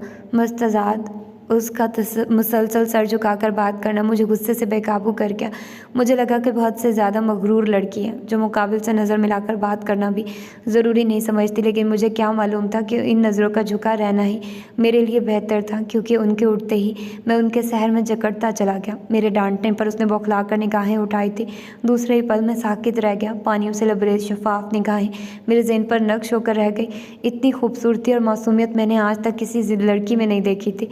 बेबसी से लब को चलती हुई कुछ लम्हे पेशतर उसके बारे में कायम करदा मेरे सारे ख्यालात मिटाती चली गई। डरी डरी से आंसुओं को छुपाने की कोशिश में नाकाम मुझे वो आजकल की लड़कियों से बिल्कुल मुनफरिद लगी थी। इसके बावजूद उसकी काम करने की धुन और पक्के इरादे को देखकर मैं सोच में पड़ गया। मैंने चंद सवालों के बाद चुपचाप उसकी फ़ाइल लौटा दी, जिस पर उसके चेहरे पर बिखरी यासियत मैंने साफ महसूस की थी। उसके जाने के बाद कई दिनों तक उसकी निगाहों ने मुझे डिस्टर्ब किए रखा, और फिर न जाने क्यों मैंने उसकी मदद करने का फ़ैसला कर लिया और उस पोस्ट के अहल न होने के बावजूद उसको अपॉइंटमेंट लेटर भेज दिया। लेकिन जल्दी मुझे अपने फ़ैसले की दुरुस्ती का एहसास हो गया, क्योंकि उसने 1 महीने के अंदर अंदर ना सिर्फ काम सीख लिया, बल्कि बहुत ज़िम्मेदारी से अपनी ड्यूटी निभाने लगी। अपॉइंटमेंट लेटर मिलने के बाद जब वो दूसरी बार मेरे ऑफिस में आई थी, तब मुझे फ़ाइल के मुताले में मशगूल देखकर उसने बेहद तफसील से मेरा जायज़ा लिया था, लेकिन मेरे मतवज्जे होने पर नज़र झुका ली। 1 महीने मेरे साथ काम करने के बावजूद उसके अंदर कोई तब्दीली नहीं आई थी। वो अब भी मुझसे नज़र मिलाकर बात करने से कतराती थी। उसके रवैये पर अक्सर मैं सोच में पड़ जाता था कि आखिर ये किस किस्म की लड़की है। उसके डर और खौफ का रोज़े अव्वल जैसा ही आलम था। किसी गलती पर ज़रा सा भी डांट देने पर घने पलकें भीगने को बेताब हो जाती। उस दिन तो मेरी हैरत की इंतहा न रही थी जब मेरे पुकारने पर वो चीख पड़ी थी और इस्तफसार करने पर शर्मिंदगी से बताया था कि मेरी आवाज़ सुनकर डर गई। उसके जवाब पर एक बेसाख्ता किस्म की मुस्कुराहट का मुझे गला घूंटना पड़ा था। उसकी बुज़दिली पर हैरत के साथ साथ बेहद हंसी आई थी। आज तक मेरा जितनी भी लड़कियों से साबका पड़ा था, वो सब एक से बढ़कर एक बोल्ड लड़कियाँ थीं। उसकी सादगी ने मुझे और भी मुतासर किया था। अब मैं गैर महसूस तौर पर हर वक्त उसी के बारे में सोचने लगा था। अक्सर मैं उसके ख्याल को अपने ज़हन से झटकने की कोशिश करता, लेकिन उसी पल उसकी आंसुओं से लबरेज निगाहें मेरे तख़य्युल में जगमगाने लगती। उसकी सोच से पीछा छुड़ाने में मैं नाकाम होने पर भी झुंझला जाता और सारी झुंझलाहट उस पर गुस्से की शक्ल में निकल पड़ती, जिस पर उसकी नम होती आंखें मुझे नादिम कर देती। उस दिन मैं घर जाने के लिए अपने कैबिन से निकला था, लेकिन उसे देर तक काम करते देख वहीं ठहर गया। पहला ख्याल उसकी बुज़दिली का आया था, न जाने खुद को ऑफिस में तन्हा पाकर उसका क्या रद्द-ए-अमल हो। काम ख़त्म करके घबराई से वो बाहर निकली थी और बाजलत ज़ीने तय करने की कोशिश में अपना पैर मोड़ बैठी। अगर बेख्तियार मैंने उसे थाम ना लिया होता तो अपनी एक आध हड्डी का सुरमा तो वो बना ही लेती। न चाहते हुए भी मैंने उसे डांट दिया। मेरे डांटने पर हस्बे दस्तूर उसकी आंखें भीग गई। इसके बाद वो वहाँ रुकी नहीं थी, लेकिन ज़ीने तय करने में उसे दुश्वारी हो रही थी। शायद पाँव में मोच आ गई थी, क्योंकि दबी दबी सिसकियों की आवाज़ मेरे कानों तक बाखूबी पहुँच रही थी। पीछे खड़ा मैं बगौर उसकी हरकत जांच रहा था। दफतन मेरी नज़र उसकी टूटी हुई सैंडल पर पड़ी, जिसकी वजह से वो एक कदम भी मुश्किल से चल पा रही थी। जब मैं नीचे आया तो वो मेरी ही कार पर हाथ रखे आंसू बहाने में मसरूफ़ थी। तब मैंने उसे ड्रॉप करने को कहा था, लेकिन उसकी हिचकिचाहट पर मैं झुंझला उठा। मेरे झुंझलाने पर वो खामोशी से कार में बैठ गई। जब उसने अपने घर से एक स्टॉप पहले रुकने के लिए कहा तो मुझे बेहद हैरत हुई थी, लेकिन उसके अधूरे जुमले ने मुझे सब कुछ समझा दिया। मैं ये भूल गया था कि उसका ताल्लुक़ ऐसे क्लास से है जिसमें किसी लड़की का घर मर्द के साथ अकेली आना जाना मायूब समझा जाता है। मेरे साथ आने में उसकी हिचकिचाहट की वजह भी मुझे समझ आ गई थी। उसके मोहतात रवैये और शराफत ने उसकी अहमियत मेरी नज़रों में और भी बढ़ा दी, लेकिन वो इस हालत में अपने घर तक नहीं जा सकती थी। इस मसले का मुझे फौरी तौर पर एक हल समझ में आया, जिस पर मैंने फ़ौरन अमल कर डाला। मेरी हरकत पर वो बहुत बौखलाई थी और सैंडल देखकर तो हैरत से आंखें फाड़ कर रह गई। उसकी कीमत पूछने पर मैंने नहायत आराम से 1200 की सैंडल की कीमत 300 बता दी, जिस पर उसे यकीन तो नहीं आया, लेकिन मुझसे बहस करने की उसमें हिम्मत नहीं थी। मैं जानता था कि उसकी खुदारियों से मुझसे कुछ लेने से बाज रखेगी, और ना ही मुझे ये मंजूर था कि वो मेरे बारे में कोई गलत राय कायम करे। लेकिन मैं क्या करता, उसके खूबसूरत पैरों के लिए कोई दूसरी सैंडल मुझे पसंद ही नहीं आई थी। टैबलेट लेते वक्त भी उसकी हैरानगी पर मैं उसे टोक गया। अपने लिए उसकी निगाहों में मचलती ज़रा सी बेअतबारी भी मुझे नागवार गुजरी थी, लेकिन मेरे टोकने पर उसका सॉरी कहना मुझे अच्छा लगा था। वो पूरी रात बार बार मुझे उसकी तकलीफ़ का ख्याल आता रहा था। सुबह भी मैं उसी के बारे में सोचता वो ऑफिस पहुंचा था। जब उसे तलहा से मुस्कुराकर बातें करते पाया था, न जाने क्यों मुझे बहुत बुरा लगा था। और दोपहर को जब वो मेरे कैबिन में आई, बेसाख्ता मैं उस पर तंज कर गया। देख के नम होती आंखें खुद ब खुद मेरा गुस्सा कम करके अपने कैबिन में जाने के बाद भी वो बहुत देर तक रोती रही थी। उसे रोता देख मैंने खुद को बेहद सरजनिश की थी। मुझे एहसास हुआ था कि मुझे उससे ऐसे लहजे में बात नहीं करनी चाहिए थी। तलहा से उसका बातें करना आखिर मुझे क्यों बुरा लगा। मैं काफ़ी देर उसी सवाल में उलझा रहा था जिसका जवाब मैं ना दे सका, और मेरे दिल के पास जो जवाब था उसे मैं मानना नहीं चाहता था। मेरे दिल ने कहीं बार चुपके से कहा था कि मैं उसे पसंद करने लगा, लेकिन मैंने सख्ती से उसे झटक दिया, जिस पर वो बेचारा सहम कर वापस अपनी जगह सिमट गया। डॉक्टर आजिर के कई बार कहने पर मैं उस दिन रूटीन चेकअप के लिए हॉस्पिटल गया था, लेकिन वहाँ उसे बैठी बेतहाशा रोते हुए देखकर मैं परेशान हुआ था, और आजिर से उसकी वालदा के मुतालिक मालूम होते ही मैंने उसके इलाज का जिम्मा संभाल लिया। ये सिर्फ इंसानियत का जज्बा था या उसके पीछे कोई और जज्बा कार फरमा था, ये मैं नहीं समझ पाया, लेकिन आजिर मेरे दिल के चोर को भांप गया था। उसके अंदाजे की मैंने सख्ती से तरदीद की थी कि जिस बात के लिए मैं अपने दिल की नफ़ी करता आ रहा हूँ भला आजिर के सामने कैसे कबूल कर लेता, लेकिन इसके बावजूद उसका बेख्तियारी में मुझ पर इस्तेहकाक जता जाना मुझे खुशगवार से एहसास से दो चार कर गया था। फिर नर्स की गलतफहमी पर जब मैंने उसे देखा था, तब उसके चेहरे पर घबराहट के साथ शर्म की सुर्खी दौड़ती चली गई थी। उस पल वो मुझे बेहद अच्छी लगी थी, और मेरा दिल जैसे मैंने इतना डांट डपट के बाद काबू किया था फिर से मचल उठा। वहाँ से वापसी के वक्त मैंने उसे अपना कार्ड देकर ज़रूरत के वक्त कॉल करने की ताकीद की थी। लाशऊरी तौर पर मुझे उसके फ़ोन का इंतज़ार था। दूसरे दिन शाम को मैं फूलों समेत उसकी वालदा की इयादत के लिए हॉस्पिटल पहुंचा, लेकिन कमरे के दरवाजे पर पहुंचकर मेरे कदम रुक गए। अंदर से आते किसी मर्द की आवाज़ पर मुझे हैरत का झटका लगा था, जो उससे कह रहा था, अब तुम बिल्कुल भी परेशान न होना तज़ईन, मैं रोज़ाना यहाँ आऊँगा। और जवाब में उसने जिस तरह से जी कहा था, मेरे कदम फ़ौरन ही वापसी के लिए मुड़ गए। अचानक ही मेरा जहन झुंझुना उठा था।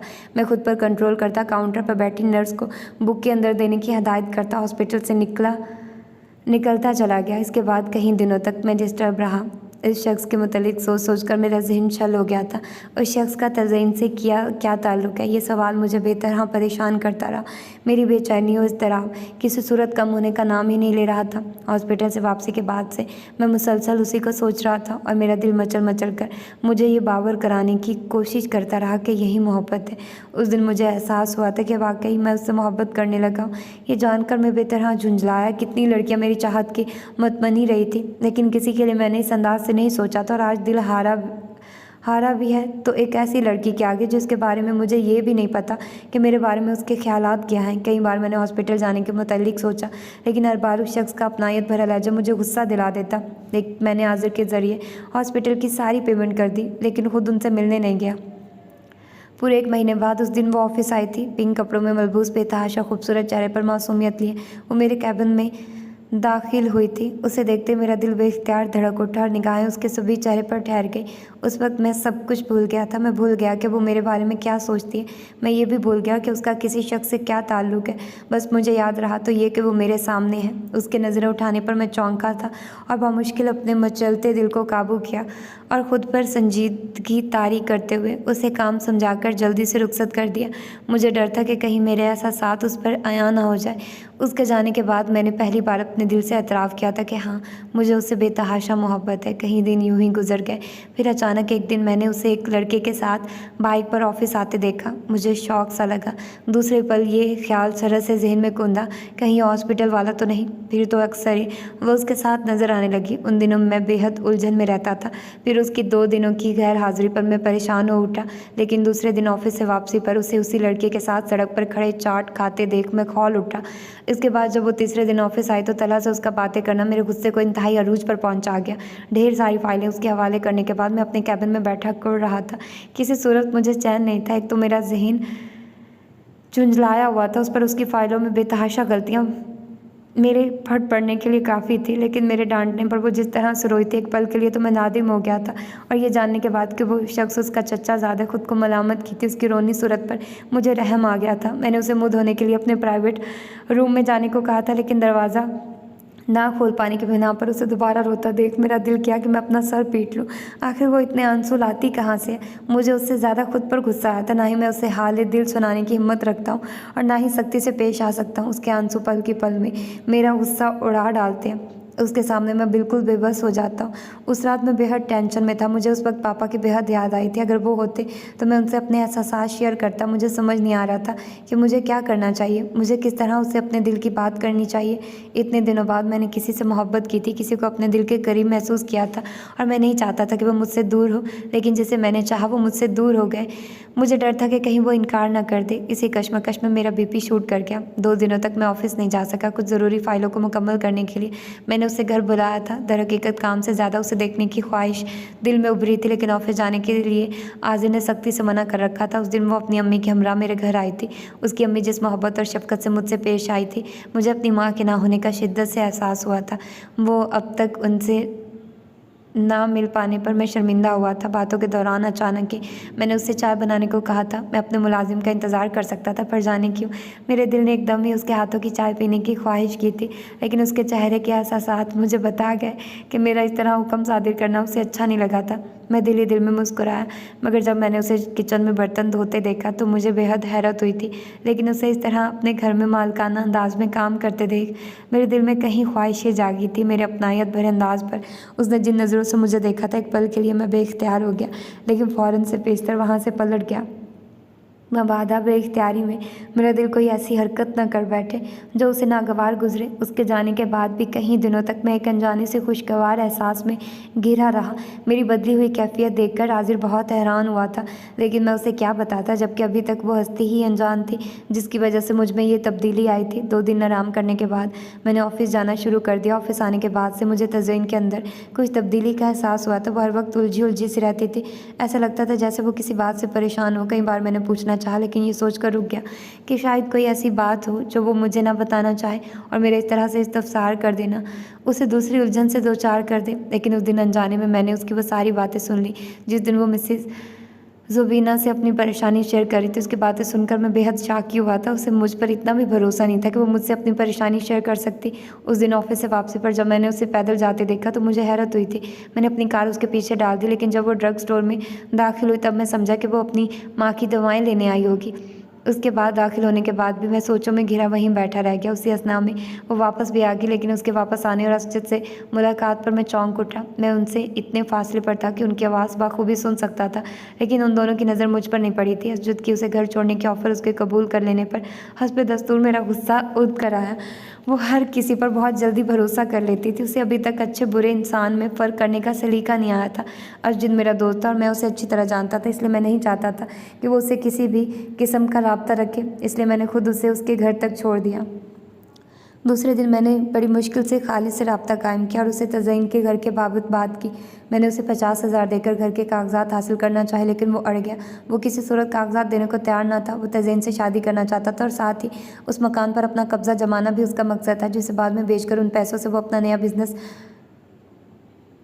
शुरू करना चाहता था। उसे पूरा यकीन था कि 15 दिनों में इतने पैसों का इंतज़ाम कर पाना उसके लिए नामुमकिन होगा और ना ही इतनी जल्दी वो उस घर को छोड़कर कहीं और अपना इंतज़ाम कर पाएगी। आखिर में थक कर उसे शादी के लिए राज़ी होना पड़ेगा। कई दिनों तक वो इसी सिलसिले में दौड़ धूप करता रहा, पर आखिर 3 दिन बाद वो तयशुदा रकम से दुगनी रकम पर कागजात मेरे हवाले करने के लिए राज़ी हो गया। कागजात हासिल करने के बाद मैं फ़ौरन ही ऑफिस के लिए चल पड़ा। मैं जल्दी जल्दी ये कागजात तज़यीन को देकर उसे उलझन और परेशानी से निकालना चाहता था। जिस वक्त मैं ऑफिस पहुंचा था, ऑफिस टाइम ख़त्म होने में सिर्फ 2 मिनट बचे थे। मैं सीधा उसके कैबिन में गया था, लेकिन वो वहाँ नहीं थी। ऑफिस का सारा स्टाफ एक एक करके जा रहा था। मैं खामोशी से अपने कैबिन की जानिब बढ़ गया। चपरासी से इस्तफसार करने पर मुझे पता चला कि वो आज 10 मिनट पहले ही चली गई थी। मैंने गहरी सांस लेकर कुर्सी की पुष्ट से सर टिका दिया। मैं उसे ये खुशी आज ही देना चाहता था,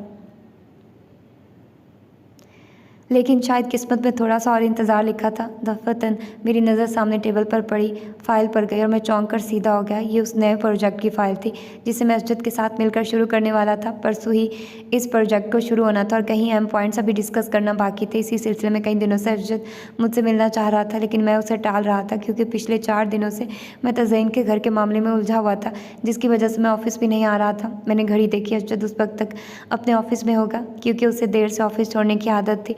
मैंने बाजुलत फाइल थामी और उसके ऑफिस जाने के लिए बाहर निकल पड़ा। पिछले 5 मिनट से मैं अजद के कैबिन के आगे ठहर रहा था। यहाँ आने पर मुझे चपरासी के जरिए मालूम हुआ था कि वो किसी क्लाइंट के साथ बिजी है और मुझे 10-15 मिनट इंतजार करना पड़ेगा। मैं यूँ ही टहलते हुए दीवारों के पर लगी तस्वीरें देखने लगा। तस्वीरों के मामले में अजद बहुत अच्छा ज़ौक़ रखता था। एक से बढ़कर एक मशहूर मुसव्विर की तस्वीर उसके पास मिल जाती थी, लेकिन इसमें बस एक ख़राबी थी, लड़कियों से फ्लर्ट करने की, और यही बात मुझे उसकी नापसंद थी। अभी मैं सोच रहा था कि मेरी सोच का तसलसल अचानक ही टूटा था। मैंने बेहद चौंक कर अजद के कैबिन के दरवाजे की समात देखा था। एक बेहद जानी पहचानी आवाज़ मेरी समात से टकराई थी और वो आवाज़ ऐसी थी जिसे मैं लाखों में पहचान सकता था। दफ़तन दूसरी बार वही आवाज़ एक हल्की सी चीख की शक्ल में दोबारा सुनाई दी थी। मैं बेहद तेज़ी से आगे बढ़ा था और चपरासी के मना करने के बावजूद एक झटके से कैबिन का दरवाज़ा खोला था, लेकिन दरवाज़ा खोलते ही मेरे पैरों तले से ज़मीन खिसक गई। अंदर का मंजर देखकर मुझे ज़बरदस्त शौक लगा था। हैरत से मेरी आंखें फटी रह गई। चादर से बेनियाज, दुपट्टे से बेपरवाह, जो रस्सी की शक्ल में गले में झूल रहा था, बेतरह रोई हुई वो अपने हाथ अजद से छुड़ाने की कोशिश कर रही थी, जो उसके दोनों हाथ मजबूती से थामे शैतानियत से मुस्कुरा रहा था। दरवाज़ा खुलने की आवाज़ पर दोनों चौंके थे। मुझे सामने पाकर जहाँ तज़यीन की आंखें चमक उठी, वहीं अजद की मुस्कुराहट यखलख्त गायब हो गई और हाथों की गिरफ्त भी ढीली पड़ गई। तब तज़यीन एक झटके से अपनी कलाइयाँ आज़ाद कराई और बेतहाशा भागती मेरे बाजू से आ लगी। मेरे बाजू को दोनों हाथों से सख्ती से भींचे वो ज़ारो कतार रो दी। लबों से टूट टूट कर अल्फाज अदा हो रहे थे, प्लीज़ मुझे बचा लें। अपने बाजू पर रख के उसके हाथों पर मैंने हौले से अपना हाथ रखा था, लेकिन आँख बरसाती निगाहें अब भी अजद पर मरकूज़ थी। तज़यीन, तुम कार में जाओ। मेरे कहने पर उसने चौंक कर मुझे देखा था। मेरे सर्द लहजे पर वो खौफज़दा हो उठी थी और हकला हकला कर अपनी सफाई पेश करने लगी। मेरी इसमें कोई गलती। I said go from hair.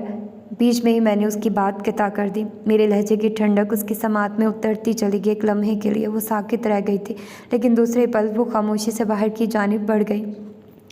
थोड़ी देर बाद जब मैं नीचे आया तो वो कार में चेहरा ढांपे बैठी रो रही थी। मैंने उसकी चादर और पर्स उसकी गोद में फेंका था और ज़ोरदार आवाज़ के साथ दरवाज़ा बंद करके कार को फुल स्पीड पर छोड़ दिया। आज मैंने अजद को ऐसा सबक सिखाया था कि अब मुस्तकबिल में वो ऐसी जलील हरकत करने की हिम्मत नहीं करेगा। उसके जिस्म का शायद ही ऐसा कोई हिस्सा रहा हो जहाँ मेरी लात, थप्पड़ या घुंसा ना पड़ा होगा।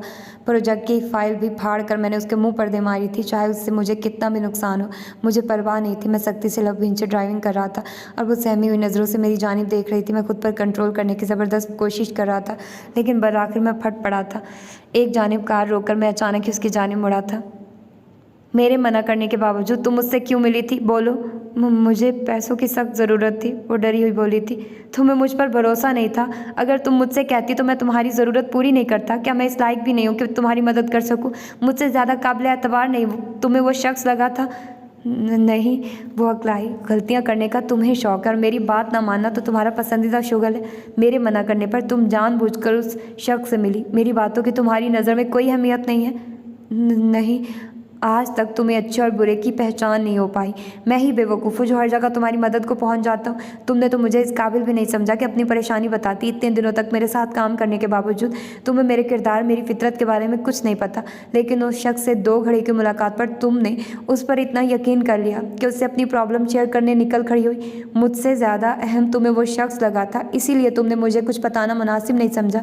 तुमने मुझ पर ज़रा सा भी एतमाद करना ज़रूरी नहीं समझा। तुम्हारे दिल में मेरे लिए इतने बुरे ख्यालात हैं। तुम्हारी नज़रों में तो मैं असजिद से भी ज़्यादा बुरा हूँ। बेतहाशा गुस्से में मैं बोलता चला जा रहा था और वो बराबर नफ़ी में गर्दन हिलाती मेरी बात की तरदीद करने की कोशिश कर रही थी। फिर जैसे वो ज़ब्त का दामन छोड़ बैठी और दोनों हाथों से चेहरा ढांप कर बेतरह रो दी। मैं बहुत नासमझ हूँ। मैं हमेशा गलतियाँ करती रही हूँ।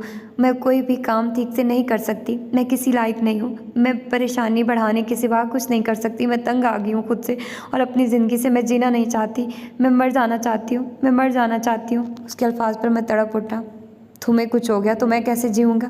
बेख्तियार उसकी कलाइयाँ थामकर उसके चेहरे पर से हाथ हटाए थे। मोहब्बत करता हूँ मैं तुमसे। आइंदा कभी ऐसी बात अपने लबों से भी मत निकालना। मसनूई गुस्से से तनबीह की थी, वरना गुस्सा तो उसके अल्फाज कब का उड़ा गए थे। बेयकीनी भरी बेहद हैरान नज़रों से उसने मुझे देखा था। तब मुझे एहसास हुआ था कि मैं क्या कह गया था। ये घड़ी फैसले की थी। अगर आज मैंने उससे अपने दिल की बात नहीं कह पाया तो कभी भी नहीं कह पाऊँगा। तब ठहरे लहजे में दोबारा गोया हुआ, हाँ तज़ीन, मैं तुमसे मोहब्बत करता हूँ। उस दिन से जिस दिन तुम पहली बार मेरे ऑफ़िस में आई थी, मैंने लाख कोशिश की थी कि अपने दिल की सरकत से बाज रख सकूँ, लेकिन मैं उसके आगे बिल्कुल बेबस हो गया। न जाने किस वक्त तुम मोहब्बत बनकर मेरी आंखों में उतरी और ख्वाहिश बनकर रगो पे में सरायत कर गई। न जाने किस पल तुम मेरे वजूद का हिस्सा बनती चली गई और मुझे एहसास तब हुआ जब मेरी सांसें भी तुम्हारी पाबंद हो चुकी थी। मैं जो मोहब्बत जैसे लफ्ज़ से नावाकिफ़ था, जाने कैसे मोहब्बत करना सीख गया और मैं इस राह पर इतना आगे निकल चुका हूँ कि चाह कर भी वापस नहीं आ सकता। मेरे दिल, मेरी धड़कन, मेरी रूह में तुम शामिल हो चुकी हो। अब मेरी ज़िंदगी सिर्फ़ और सिर्फ तुम्हारे इख्तियार में है। तमाम हाल दिल उसे सुनाकर मैं मुतमईन हो गया था और उसकी अदालत में एतराफ़ जुर्म करने के बाद सर झुकाए दिलो जान से उसके फ़ैसले का इंतज़ार करने लगा। वो हैरत से आंखें फाड़े उसे देख रही थी। उसे अब तक अपनी समाअत पर यकीन नहीं आ रहा था। उसने अभी अभी जो कुछ सुना है वो सब सच है या वो कोई ख्वाब देख रही है? नहीं, ये सब हकीकत है। उसकी समाअत में अभी तक उसके अल्फाज गूंज रहे थे। उसने कहा था कि वो उससे मोहब्बत करता है। क्या ये वाकई सच है? उसने यकबारगी नज़र उठाकर उसे देखा, जो सारे एतराफ़ करने के बाद मुजरिमों की तरह सर झुकाए बैठा था। अचानक ही ये शख्स सा, प्यारा सा शख्स उसे अपने दिल के अंदर धड़कता हुआ महसूस हुआ था। उसकी कलाइयाँ अब तक उसकी गिरफ्त में थी। उसके हाथों की तपिश उसकी रगों में सरायत करती जा रही थी। उसे अपना पूरा वजूद पिघलता हुआ सा महसूस हो रहा था। एक नए और अनोखे एहसास ने उसे अपने सहर में ले लिया था। उस लम्हे के सहर में जकड़ी वो कहीं लम्हों तक कुछ बोल ही ना सकी। तफ़तन उसने अपनी कोट की जेब से कुछ कागजात निकाल कर उसके हाथों पर रख दिए, जिसे देखकर उसने सवालिया नज़रों से उसे देखा था। ये तुम्हारे घर के कागजात हैं। मैंने सारे पैसे चुका दिए। तुमने तो मुझ पर भरोसा किया नहीं, लेकिन मैं तुम्हें एक पल के लिए भी परेशान नहीं देख सकता। उसे खामोश पाकर वो यासियत भरे लहजे में बोला था। न जाने उसे क्या हुआ कि वो उसके हाथों पर पेशानी टिकाकर दोबारा से सकुटी, साथ ही बुड़बड़ाती जा रही थी। मुझे माफ़ कर दे, मैं आज तक आपको समझ नहीं पाई थी। मैंने हमेशा आपको गलत समझा। मैं आपकी बेहद इज्जत करती थी, लेकिन आपकी अच्छाई को जान नहीं पाई। मैं बहुत बेवकूफ़ हूँ। मुझ में इस दुनिया को परखने की ज़रा भी सलाहियत नहीं है। मुझे अच्छे और बुरे में फ़र्क करना नहीं आता। इस दुनिया में मेरी माँ के सिवा मेरा अपना कोई नहीं है। सब मेरे सगे रिश्तेदारों ने मुझे धोखा दिया है, तो मैं किसी और पर भरोसा कैसे कर लेती। मैं अपनी गलतियों के लिए बेहद शर्मिंदा हूँ। प्लीज़ मुझे माफ़ कर दे। सिसकियों के बीच बोलती हुई आंसुओं से तर चेहरा ऊपर उठाया था, लेकिन हीरे की मानी जगमगाती उन रोशन निगाहों को महवियत के आलम में खुद पर मरकूज़ पाकर वो नर्वस हो गई। उसके घबराए हुए रूप ने ज़हाब को शरारत पे उकसाया था। माफ़ मैं तुम्हें बिल्कुल नहीं करूँगा, क्योंकि मेरा दिल चुराने का जो जुर्म तुमने किया है, इसकी सज़ा तुम्हें ज़रूर मिलेगी। और जहाँ तक बेवकूफ़ी का सवाल है, तो बेवकूफ़ तो तुम हो, इसमें कोई शक नहीं है। अगर बेवकूफ़ नहीं होती तो अपने इतने हैंडसम और ख़ूबसूरत बॉस पर कम से कम कुछ तो ध्यान देती, जो दिलो जान से तुम पर फरेफ्ता है। शरारत से कहते हुए उसकी जानिब झुका था। वो बेतरह सटपटा कर पीछे खिसकी थी और घबराहट में अपना पर्स और कागजात नीचे गिरा बैठी। उसकी बौखलाहट पर ज़हाब ने बेसाख्ता कहका लगाया था, जिस पर वो हैरत से उसे देखे गई। कमरे की बेतरतीबी देखकर उसका मूड ख़राब हो गया। सारे कुशन और खिलौने इधर उधर बिखरे पड़े थे और अरहम एक तरफ सोफे में धंसा ख्वाब खरगोश का मज़ा ले रहा था। वो बुड़बुड़ाती हुई सफाई में झट गई। संडे की वजह से मुलाजिम को आधे दिन की छुट्टी दे रखी थी, इसलिए सारा काम खुद ही करना पड़ रहा था। उसे बुड़बुड़ाते देख अम्मी ने मुस्कुराकर इस्तफसार किया तो वो फट पड़ी। देखिए ना अम्मी, इन लोगों ने कितना सामान बिखेर रखा है। एक तो वो अरहम को कुछ कहते नहीं, उल्टा उसके साथ खुद भी लगे रहते हैं। वाकई में थोड़ी देर पहले वो अरहम के साथ मिलकर ऊधम मचा रहा था। उनकी शादी को 3 साल हो चुके थे और उनकी मुख्तसर सी फैमिली में अब एक प्यारे से बेटे का इजाफा हो चुका था। 2 साला अरहम हूबहू ज़हाब की कॉपी था। उस दिन के बाद तज़हीन की ज़िंदगी में अचानक बाहर आ गई थी। उसे उम्मीद भी ना थी कि सिर्फ ज़हाब के उसकी ज़िंदगी में दाखिल हो जाने से उसकी ज़िंदगी इस तरह तब्दील हो जाएगी। ज़िंदगी की ये खुशगवार सी तब्दीली उससे दिलो जान से अजीज़ थी। उसके हाथों के साथ साथ ज़बान भी चल रही थी जब वो चुपके से उसके पीछे आया और ज़ोरदार हाउ की आवाज़ से उसे डरा कर रख दिया। तज़हीन ने बेहद घसीली नज़रों से उसे देखा था, जिस पर एक बेहद खूबसूरत मुस्कुराहट ज़हाब के लबों पर बिखर गई। जिन लबों पर मुस्कुराहट देखने की तज़हीन ने कभी ख्वाहिश की थी, वही मुस्कुराहट अब उसकी जान जला देती थी। आखिर हमारी बेगम का गुस्सा 7वें आसमान क्यों छू रहा है? उसके मुस्कुराकर पूछने पर वो बेतरह बिगड़ी थी। मुस्कुराइए नहीं आप अपने बेटे को मना करने और समझाने की बजाय खुद भी उसकी शरारतों में शामिल हो जाते हैं। मैं तो अब आप दोनों की हरकतों से तंग आ चुकी हूँ। ऊधम मचाने के बाद साहिबजादे सो जाएंगे और आप मंजर से गायब हो जाएंगे और सारा फैलावा मुझे समेटना पड़ता है। मेरा काम कम तो करेंगे नहीं, उल्टा बढ़ाए जाएंगे। बस बस बस, उसकी लगातार चलती ज़बान से वो घबरा कर बोला था। अगर मुझे पता होता कि तुम इतनी लड़ाका हो तो तुमसे शादी के फैसले पर मैं नज़रसानी ज़रूर करता। हाँ तो ना करते शादी, मैंने आपसे कहा था मुझसे शादी करें। वो बेहद खफकी से बोली। मजबूरी थी, अगर तुमसे शादी न करता तो मुझे इतनी प्यारी अम्मी कैसे मिलती? वैसे अम्मी ये शुरू से ही ऐसी थी या शादी के बाद इसका दिमाग उल्ट गया है? शरारत से उसे तकते हुए अम्मी से पूछा था। क्या? उसकी बात पर जहाँ वो चीखी थी वहीं अम्मी हंसती हुई उठ गई। मुझे नहीं मालूम, तुम इसी से पूछ लो। असर का वक्त हो गया, मैं ज़रा नमाज़ पढ़ाऊँ। उन दोनों का झगड़ना अब रोज़ का मामूल बन चुका था, इसलिए सुलह कराने के बजाय अम्मी अब किसी न किसी बहाने से वहाँ से हट जाती थी कि उनकी यही नोक झोंक तो घर की रौनक बनाए रखती थी। अम्मी के जाने तक वो शरारत अमेज़ नज़रों से उसे देखता रहा, जो कारपेट पर मुंह फुलाए बैठी थी। अम्मी के जाने के बाद उसने खींचकर उसे अपने करीब किया था और बाजुओं के निस्फ दायरे में लेकर थोड़ी ऊपर उठाते हुए बोला था। अब बताइए, हमारी बेगम की नाराज़गी की असल वजह क्या है? तज़हीन ने हैरत से उसे देखा था। उसके दिल की हर बात वो उसका चेहरा देखते ही समझ आता था। आपने फिर से खालिद की फाइनेंशियल मदद की है? पास लेटे अरहम के बालों में उंगलियां फेरते हुए उसने सवाल किया था। वो उन लोगों से कोई भी रिश्ता नहीं रखना चाहती थी जिन लोगों ने उस वक्त उसका साथ नहीं दिया जब उसे उनके सपोर्ट की बेहद ज़रूरत थी, और अब उसके ही हवाले से उसके शौहर से हर वक्त मदद मांगते रहते थे। वही चची जिन्होंने घर आकर उस पर कीचड़ उछाला था, अब उस पर मोहब्बत निछावर करती नहीं थकती थी। हर दूसरे तीसरे रोज़ उन लोगों की खैर खैरियत दरियाफ्त करने चली आती थी। उन सब की वजह उसे मालूम थी। उसके शौहर का बेतहाशा पैसा उनके रवैयों की तब्दीली की वजह था। खालिद के ज़रिए जब उसे इल्म हुआ था कि उसके घर के कागजात ज़हाब ने दुगनी रकम देकर हासिल किए थे, तब वो उस पर बहुत बिगड़ी थी और उनके लिए अपने बेतहाशा गुस्से का भी इजहार किया था। लेकिन इसके बावजूद काहे बगाए वो उसे बिना बताए उन लोगों की मदद करता रहता था, जिसका बाद में पता चलने पर हस्बे दस्तूर वो खफा होती थी। आज भी अगर अनजाने में वो ज़हाब के मोबाइल पर जो वो गलती से भूल गया था खालिद की कॉल रिसीव ना करती तो उसे इस बात का पता ही ना चलता। दरअसल उसे गुस्सा उसी बात का था जो वो दूसरे बहाने से निकाल रही थी। उसके सवाल पर वो चौंका था, लेकिन उसके हाथ में मोबाइल देखकर मुस्कुरा उठा। तो क्या हुआ जाना, उन लोगों से तुम्हारा खून का रिश्ता है और इखलाक और इंसानियत के नाते हमारा फ़र्ज़ बनता है कि उनकी परेशानी में हम उनके काम आएँ।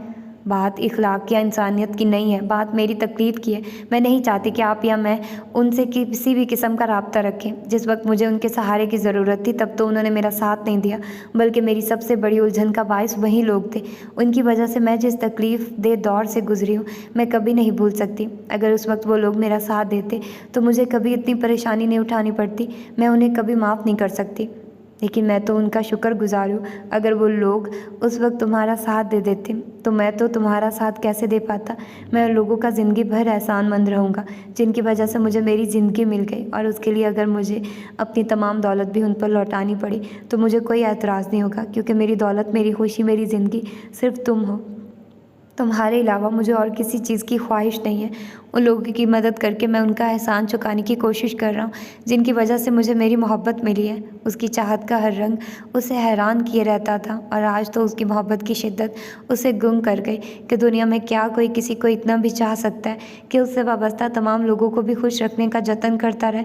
लेकिन आज उसे यकीन आ गया था कि उसका शौहर उसकी चाहत उससे इतनी मोहब्बत करता है जिसकी कोई इंतहा नहीं है। बेहद सरशारी के आलम में उसने उन लोगों को भी माफ़ कर दिया जो माजी में उसकी तकलीफ़ का बायस बने थे। उसे ये एहसास हो गया कि अल्लाह ताला सब्र करने वालों को इसका अजर ज़रूर देता है कि उसने उन लोगों के जुल्म पर सब्र किया तो आज अल्लाह ने उसे ऐसा सिला दिया कि वही लोग आज उसके दरवाजे पर सवाली बनकर खड़े रहते हैं। उन सब से बढ़कर खुदा ने उसे ऐसा शौहर दिया है जो उसे इतनी मोहब्बत करता है जितनी उसने तसव्वुर भी नहीं किया था।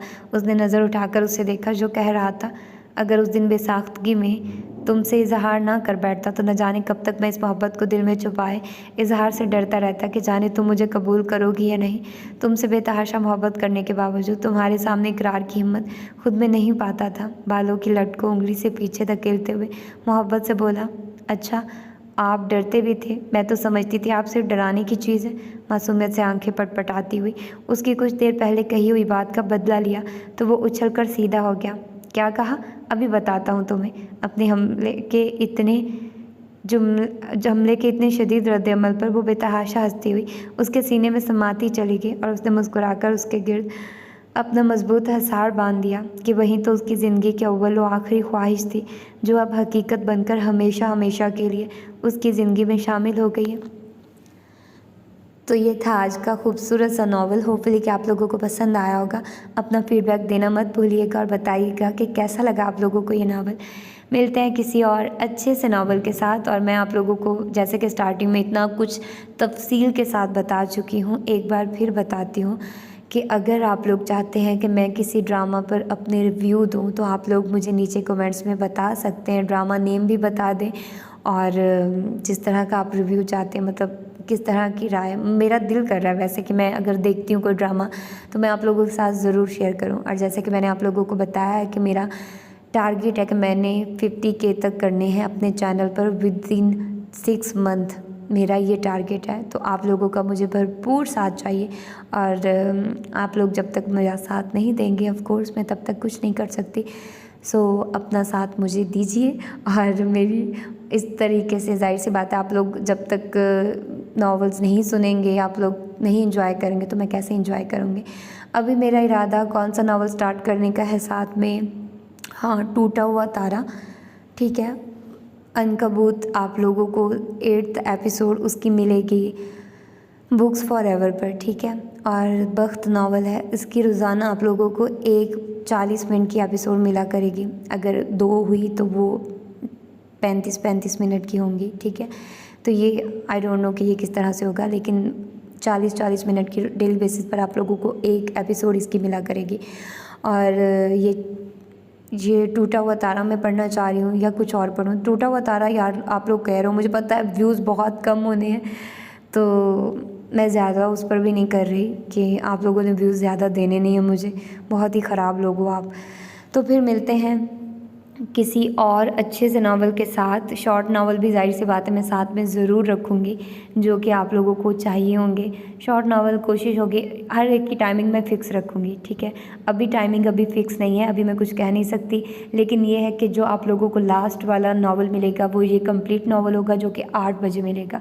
इससे पहले बाकी जो मिलेंगे वो एपिसोड वाइज आप लोगों को नावल्स मिला करेंगे। तो अपना ढेर सारा ख्याल रखिएगा, मुझे दुआ में याद रखिएगा। मिलते हैं किसी और अच्छे से नावल के साथ। अल्लाह हाफिज़।